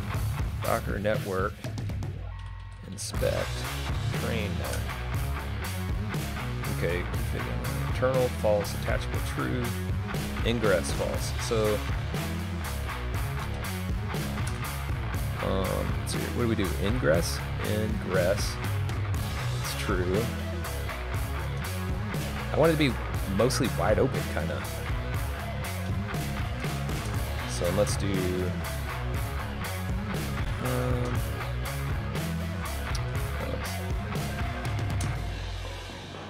Docker network, remove train net. Docker internal IP range, IP aim driver, optional IPv6 label, set driver specific options, scope, and subnet. Okay. All right, I'm going with this. It can only be global scope. Oh, okay.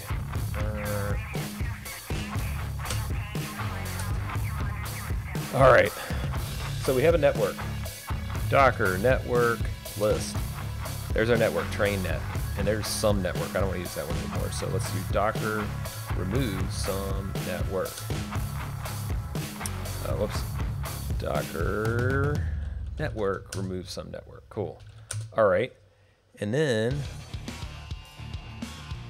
with that created,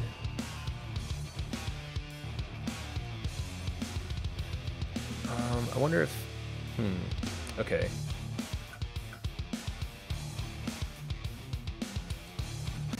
So we have Docker, Docker network list.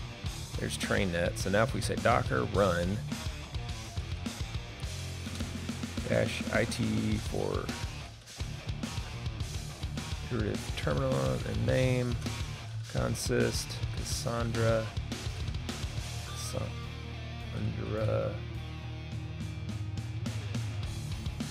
Hey, Mr. The Prime Rib. Thanks for the follow. Really appreciate that. And of course, welcome to the coding mosh pit. For she, I don't even want to do that yet. I just want to do. Oh, and I have network.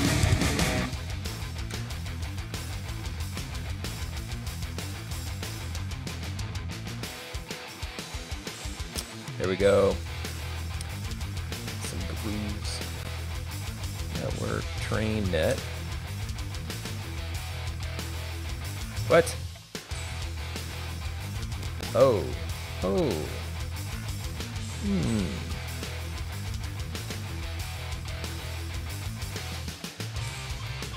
Some network. Oh, Docker. Network, create some network. Oh shit, that wasn't what I wanted to do either. Some. Is that tightly coupled to this then? Oh, Docker, remove this. Clear. Docker. So let's see if we get rid of that here. Some network.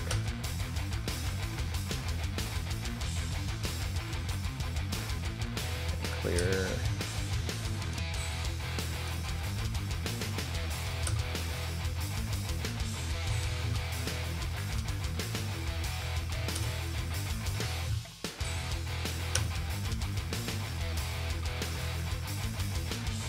So that made that run. Ugh. Okay, so we have the node up and running. Let's run it over there. So Docker PS. Right. So we didn't do this. We want to do not that. Let's get the IP. What we got here, this.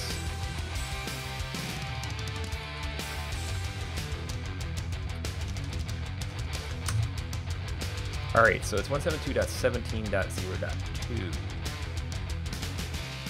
So if that's running, so there's the command right there, docker-entry-point.shell. And that runs against, I guess, okay, so Docker network list. So there's some network. So let's do Docker inspect.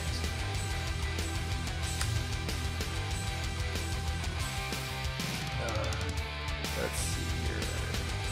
Do this one bigger. Sandbox bridge. Oh, network settings. This is exactly what I wanted to find. So sandbox ID is that hairpin false. Local IPv6 address, that's not even real. So this is where I'm actually at.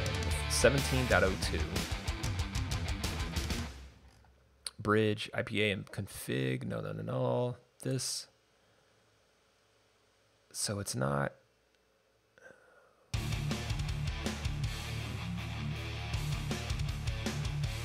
So it's on that IP, but I want to set it to the IP.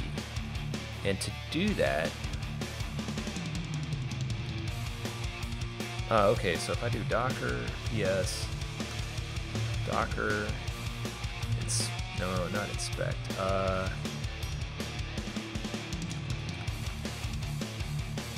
maybe Docker run link. Nope, that wasn't what I was trying to do. Oh, I need to stop it. Docker PS. Docker stop this one. Alright, so I'm going to stop that, and then I should be able to go and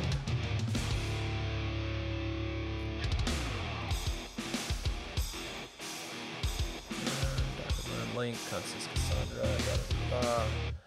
Basically I want to do this.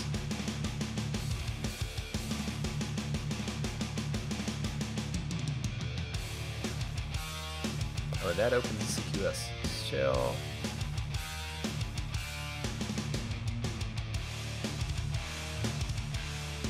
So if I do Docker run -it, this is crap, and then network equals some network, and then IP 72.18.0.2.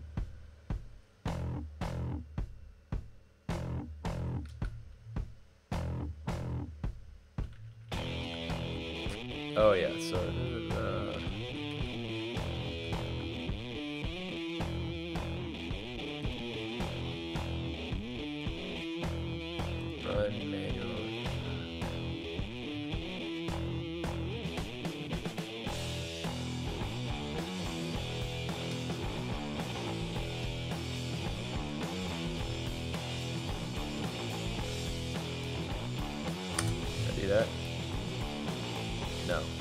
Oh.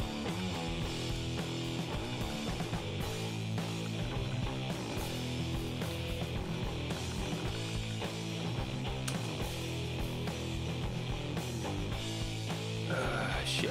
So.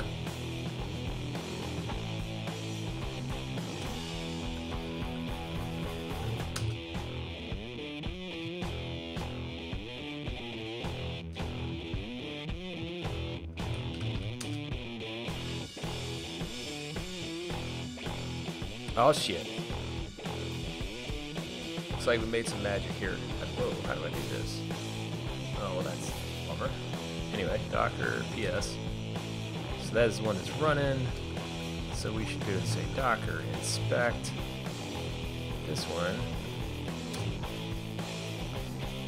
And we'll find. Yes. Okay.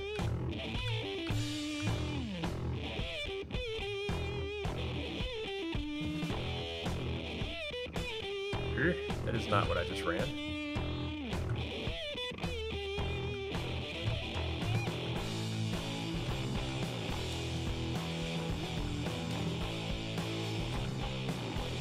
That's what I just ran. No, that's not what I just ran. Is it?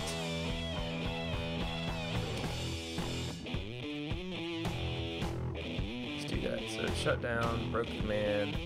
So now here, that is what I just ran. So let's see here. So I don't know what this garbage is, but that's in there. So that basically starts it. Maybe this is Cassandra. This is attaches it.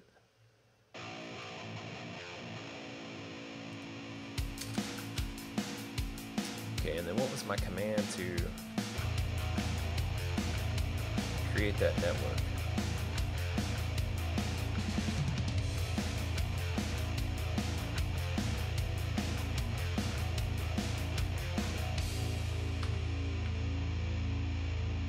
Oh yeah, okay, so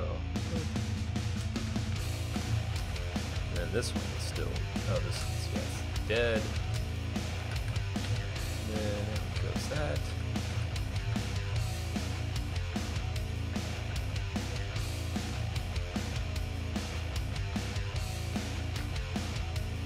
Oh, come on, I got the syntax in here somewhere. Yeah, there we go. Docker. Nature, it's attachable. That's here. So we'll change these directions to first run, create a network. Boom. Right? And next up is, actually, let's test that out.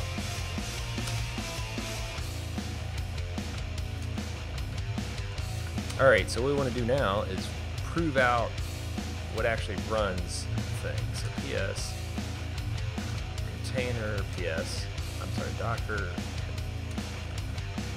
PS, all. Docker, remove, we're just going to nip this one, and Docker, remove, and get rid of that one.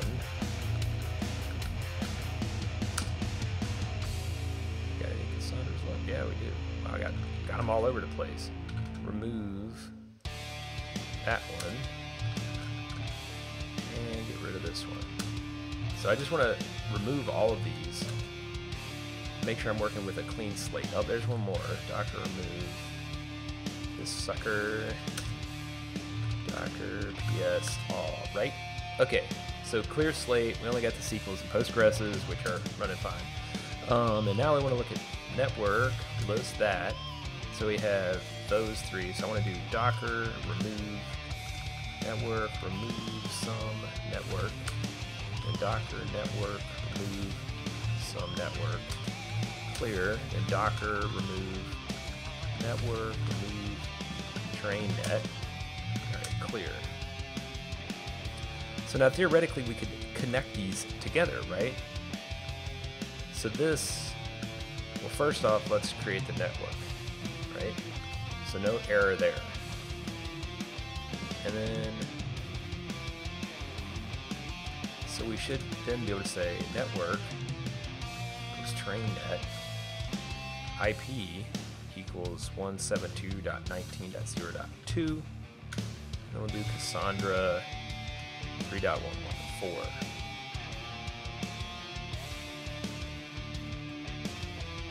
Maxibon, thanks for the follow. Into the mosh pit we go. Sometimes we fall down, sometimes we break the code, but it doesn't matter. We pick it all up again. We keep going.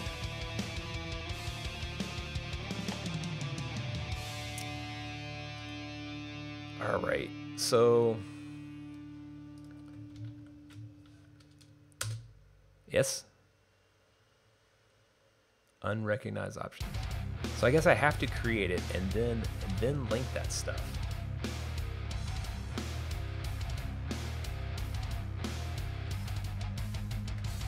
Okay, so let's just create the thing. Oh, and let's add -d, so it runs it in the background. Okay.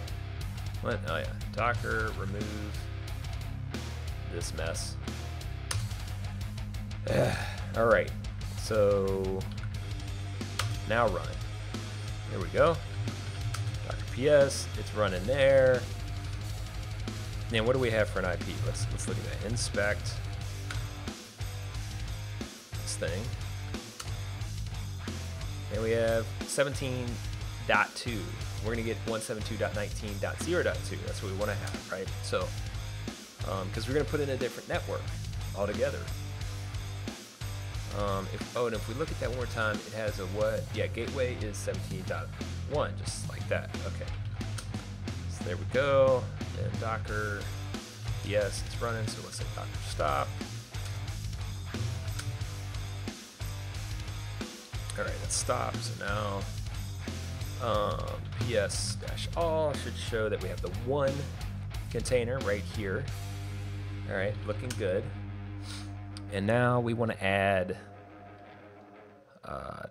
we want to link stuffs to it. So we're going to link to the image we made, I mean the container we made out of we made it from the Cassandra 3.114 image. So now we have a container. And with that container, we want to link to the container, which is named consys Cassandra, and we want to link a network. We want to link it to the network, trainnet, and we're going to give it an IP in that network. So let's do this.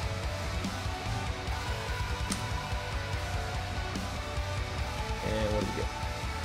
We should theoretically, yes. Oh, I forgot to do the -d. Stop that container and link the following. Link it to the following network and set IP.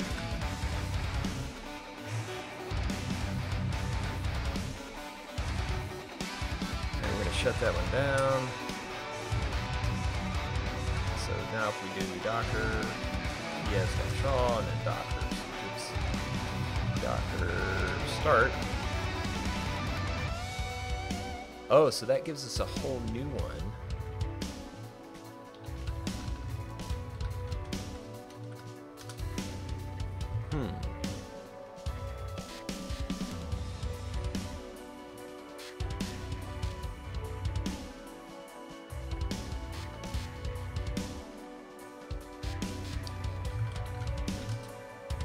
So we have one running, we have that new one running. If we do Docker inspect,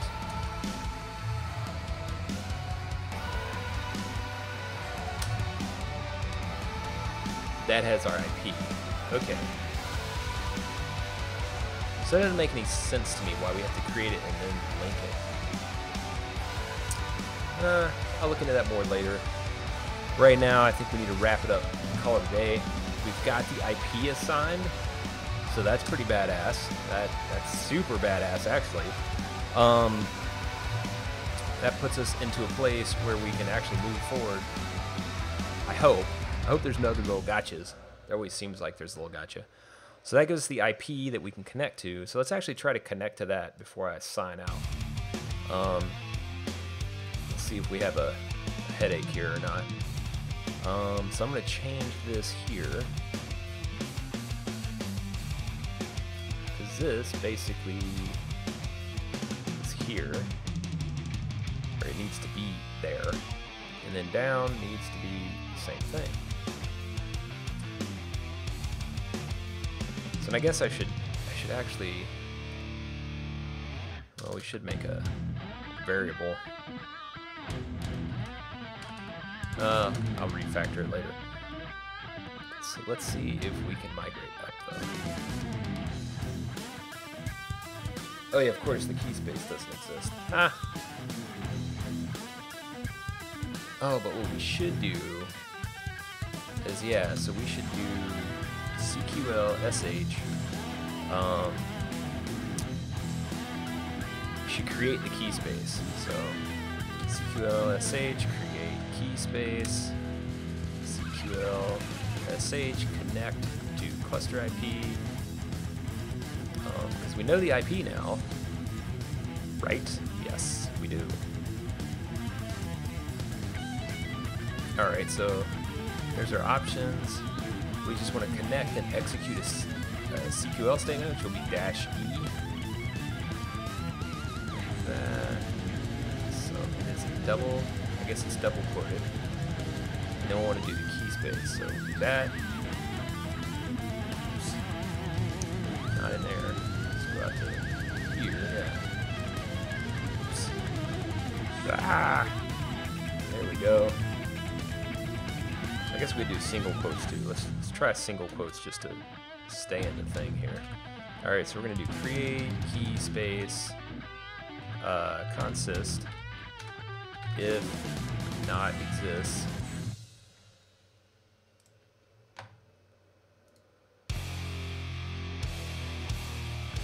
Still want that one. There we go. Replication.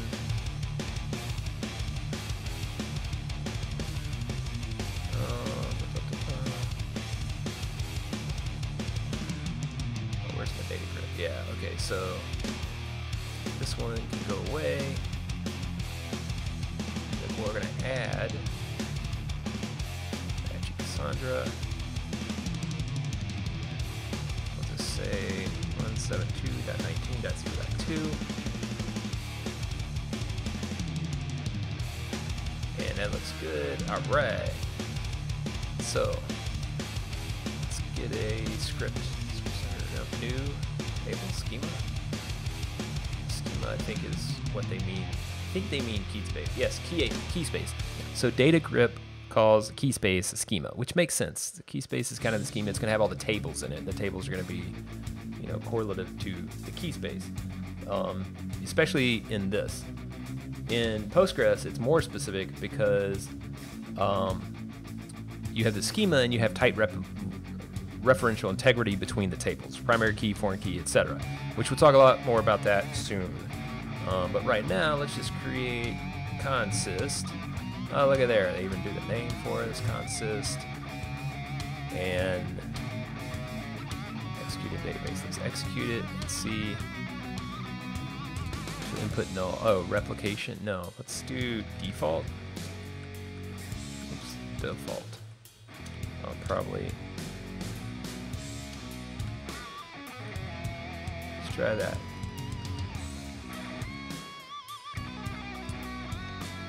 Oh, okay. So it doesn't give you an actual executable one right off the bat. So let's see, we want to do class, some strategy, replication factory null. Yes, this is what we want.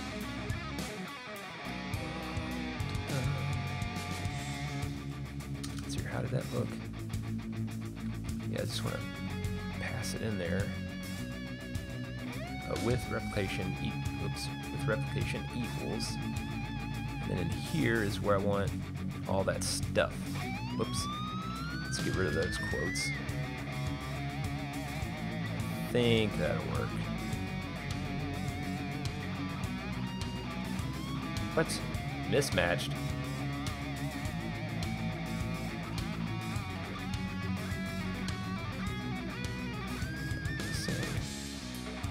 Expected, comma, got class.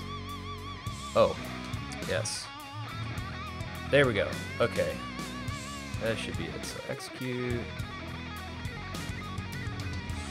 Oh, okay. We do need to designate. Okay.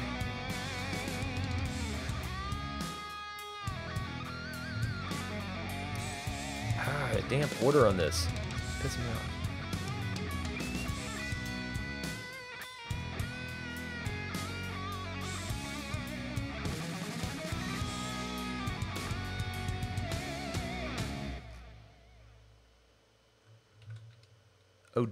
N is, yeah, whoops. Alright, so we're gonna do active data grip, N. Can I do that? And what in the world is this doing? Get out of there.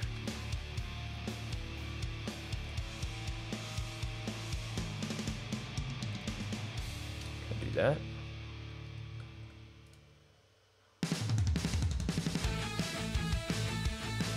Come on.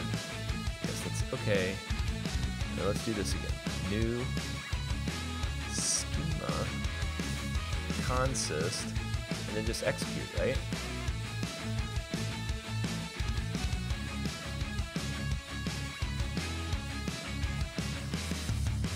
Huh, okay. We'll just go snag this sucker down here.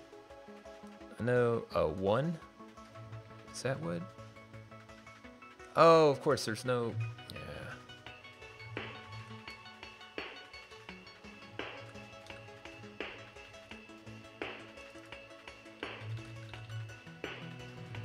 I'm gonna put if not exist. Create key space consist if not exists. That's how it goes, right? No? Come on. Oh, right before the name, so I was breaking that other one.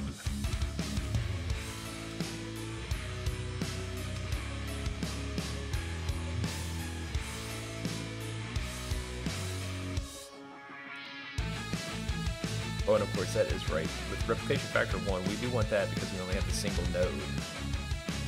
And yeah, there we go. Okay. So we're going to create a key space here.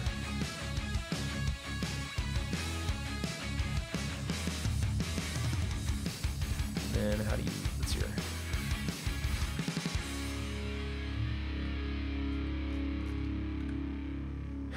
And then if you key space, alter key space, drop table, drop key space.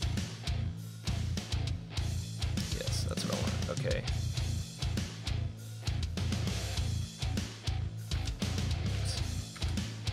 There we go. So that's what we want on create, and then on delete. Really don't even want that. I just want them to drop the key space actually on down. So we'll do this. We'll follow the process anyway, so everything is done in an appropriate order. So we'll do drop, drop key space, does not exist, and I shouldn't need all this corrupt with a drop commands. Who cares, right? So let's see here. Up. Oh, I need to.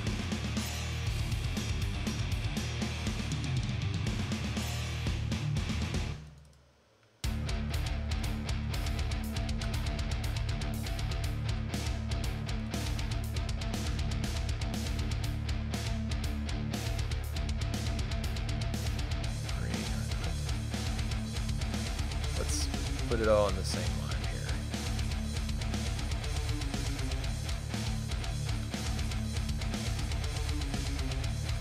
Oh yeah, that would make sense because I'm in bash. It needs to be on the same line. Duh. And alright. So that's up. Why is that still down?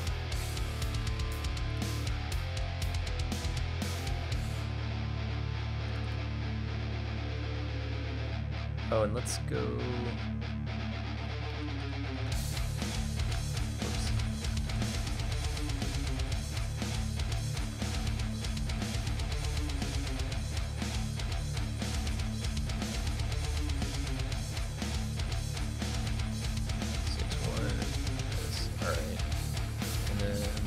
this is Postgres.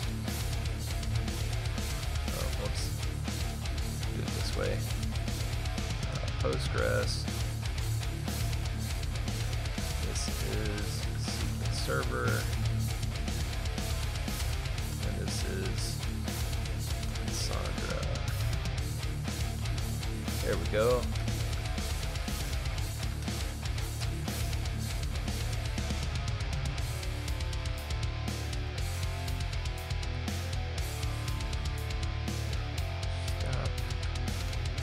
Stop up here. All right. Got that going.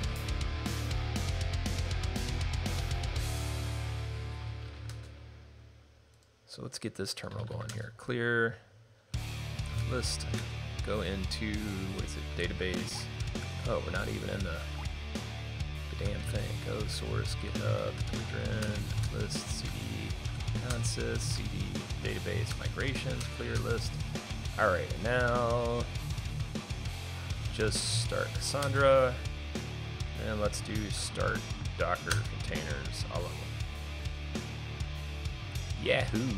All right. I wish, well, the other ones are localhost, but that one's okay. So we should be able to get and move up.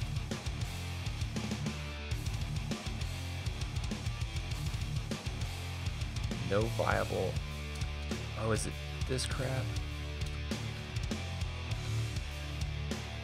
That is what it is.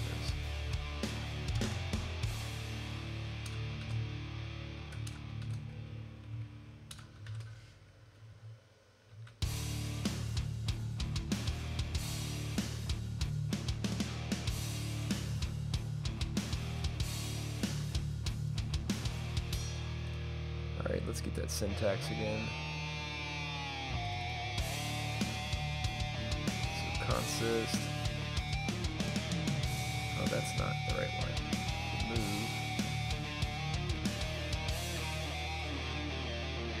And let's get into Apache Cassandra. And I'm going to connect the other one there. So we'll do 172.17.0.2. Oh wait, I put it on 19, didn't I? 19. Yeah, there it is. Okay. So then we want to do this.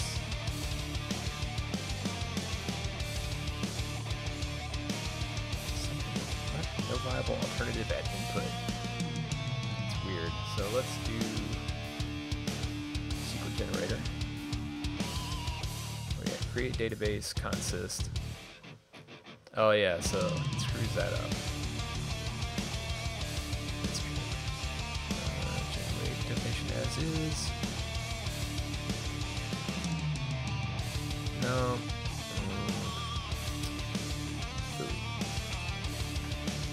Go back to that in a minute.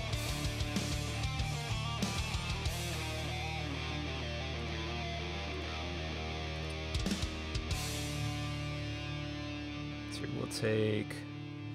we'll take this actually. I'm going to turn it into a file. So we don't have any of this crazy confusion. So Cassandra dash key space create.cql. So the migrate didn't seem to do that, but we need the key space. So let's go with that key space create. That's like the inception phase there. Cassandra. So if we get the other stuff working, this file will theoretically not be executed, but we'll have to have some way to create it and shut it down. Which we'll just leave it in the script, I guess, the bash script. So let's see here. Key space create.cql. Yes, please. Thank you. And then we're going to create a down one. Well, let's change the dialect to Apache Cassandra. Then create down one. Key space drop.cql.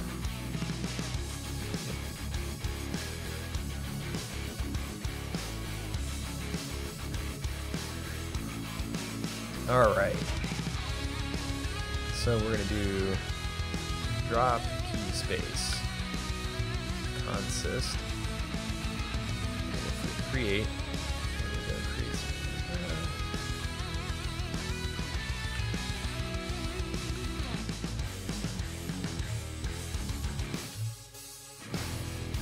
oh yeah, you can't do double quotes in the, the only way that I could have done this was to do it in a file. So that answers that question actually. That was being a pain. Let's do this. Consist with replication. Put the brace up there, and then this. This. Should close it.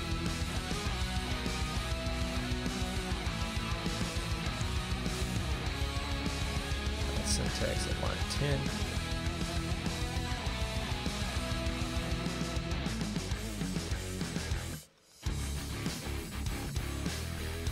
Except there ain't no line 10 like that. Cassandra.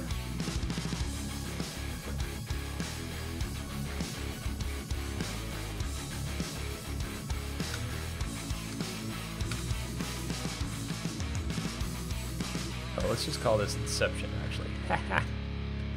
That's better.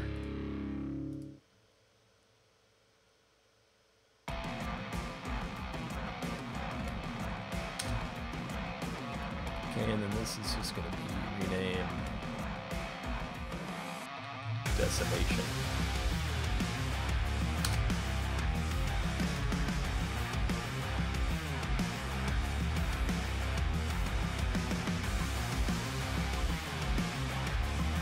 Oh, I see what he's fussing about. That's still an E over there, isn't it?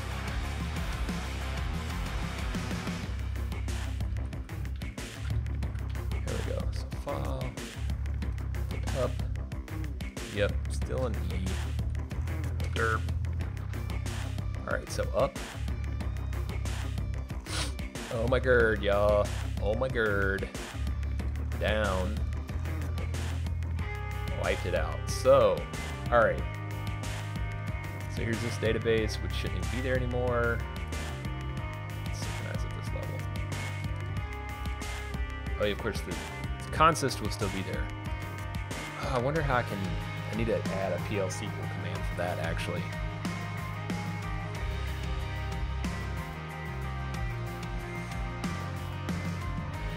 So, okay. Let's migrate it up. Boom. Yes. All right. Synchronize that. There's trains in the Postgres database, and then over yonder here, and come on. I have to. That's right. Their connection for Apache Cassandra is a little bit weird. To go in here and do this, I believe, and then I have to test the connection.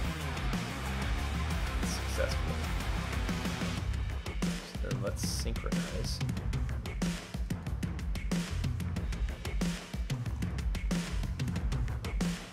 No. Now I have to connect entirely new to Apache Cassandra. So to say, same thing, 172.19.0.2. The key space is going to be consist. Test the connection. Successful, and down here we see the key space consist. Oh, funny. No, wait, that's that one. So here, see that, and then in this, yeah, consist, then trains. All right, so that's right. Okay, whew, good God. So that's up and down. So let's see about stage 2 here. Right now I'm going to wrap up, but we will come back to this and dive directly headlong into this. I believe Wednesday or Thursday. Tomorrow is a meetup that I'm going to be streaming live. That should be pretty cool. We got Richard Schroeder talking about the crazy licensing issues with the cloud providers and if that's going to nuke open source or not, which of course I seriously doubt it will. But we're going to have a conversation about that, and he's going to do a presentation on it. It's going to be super awesome. Then we're gonna drink a lot of beer, maybe listen to some metal. It's gonna be freaking awesome. Yeah, so that's that for today. The next question is the age-old question of who do we raid, y'all? We gotta raid somebody. It'd be uncouth if we didn't raid somebody. So, outro is playing. Taking a gander here.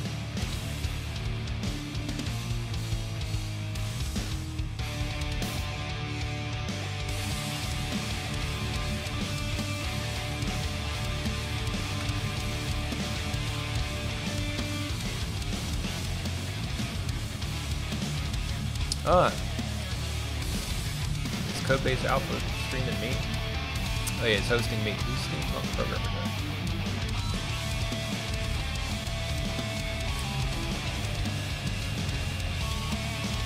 Who else is hacking at stuff? Anybody hacking at stuff?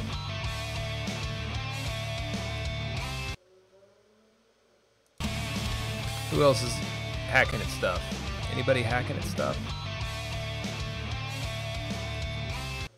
We'll dive in on Steampunk Programmer. Who else is hacking at stuff? Anybody hacking at stuff? We'll dive in on Steampunk Programmer. Who else is hacking at stuff? Anybody hacking at stuff? We'll dive in on Steampunk Programmer. Who else is hacking at stuff?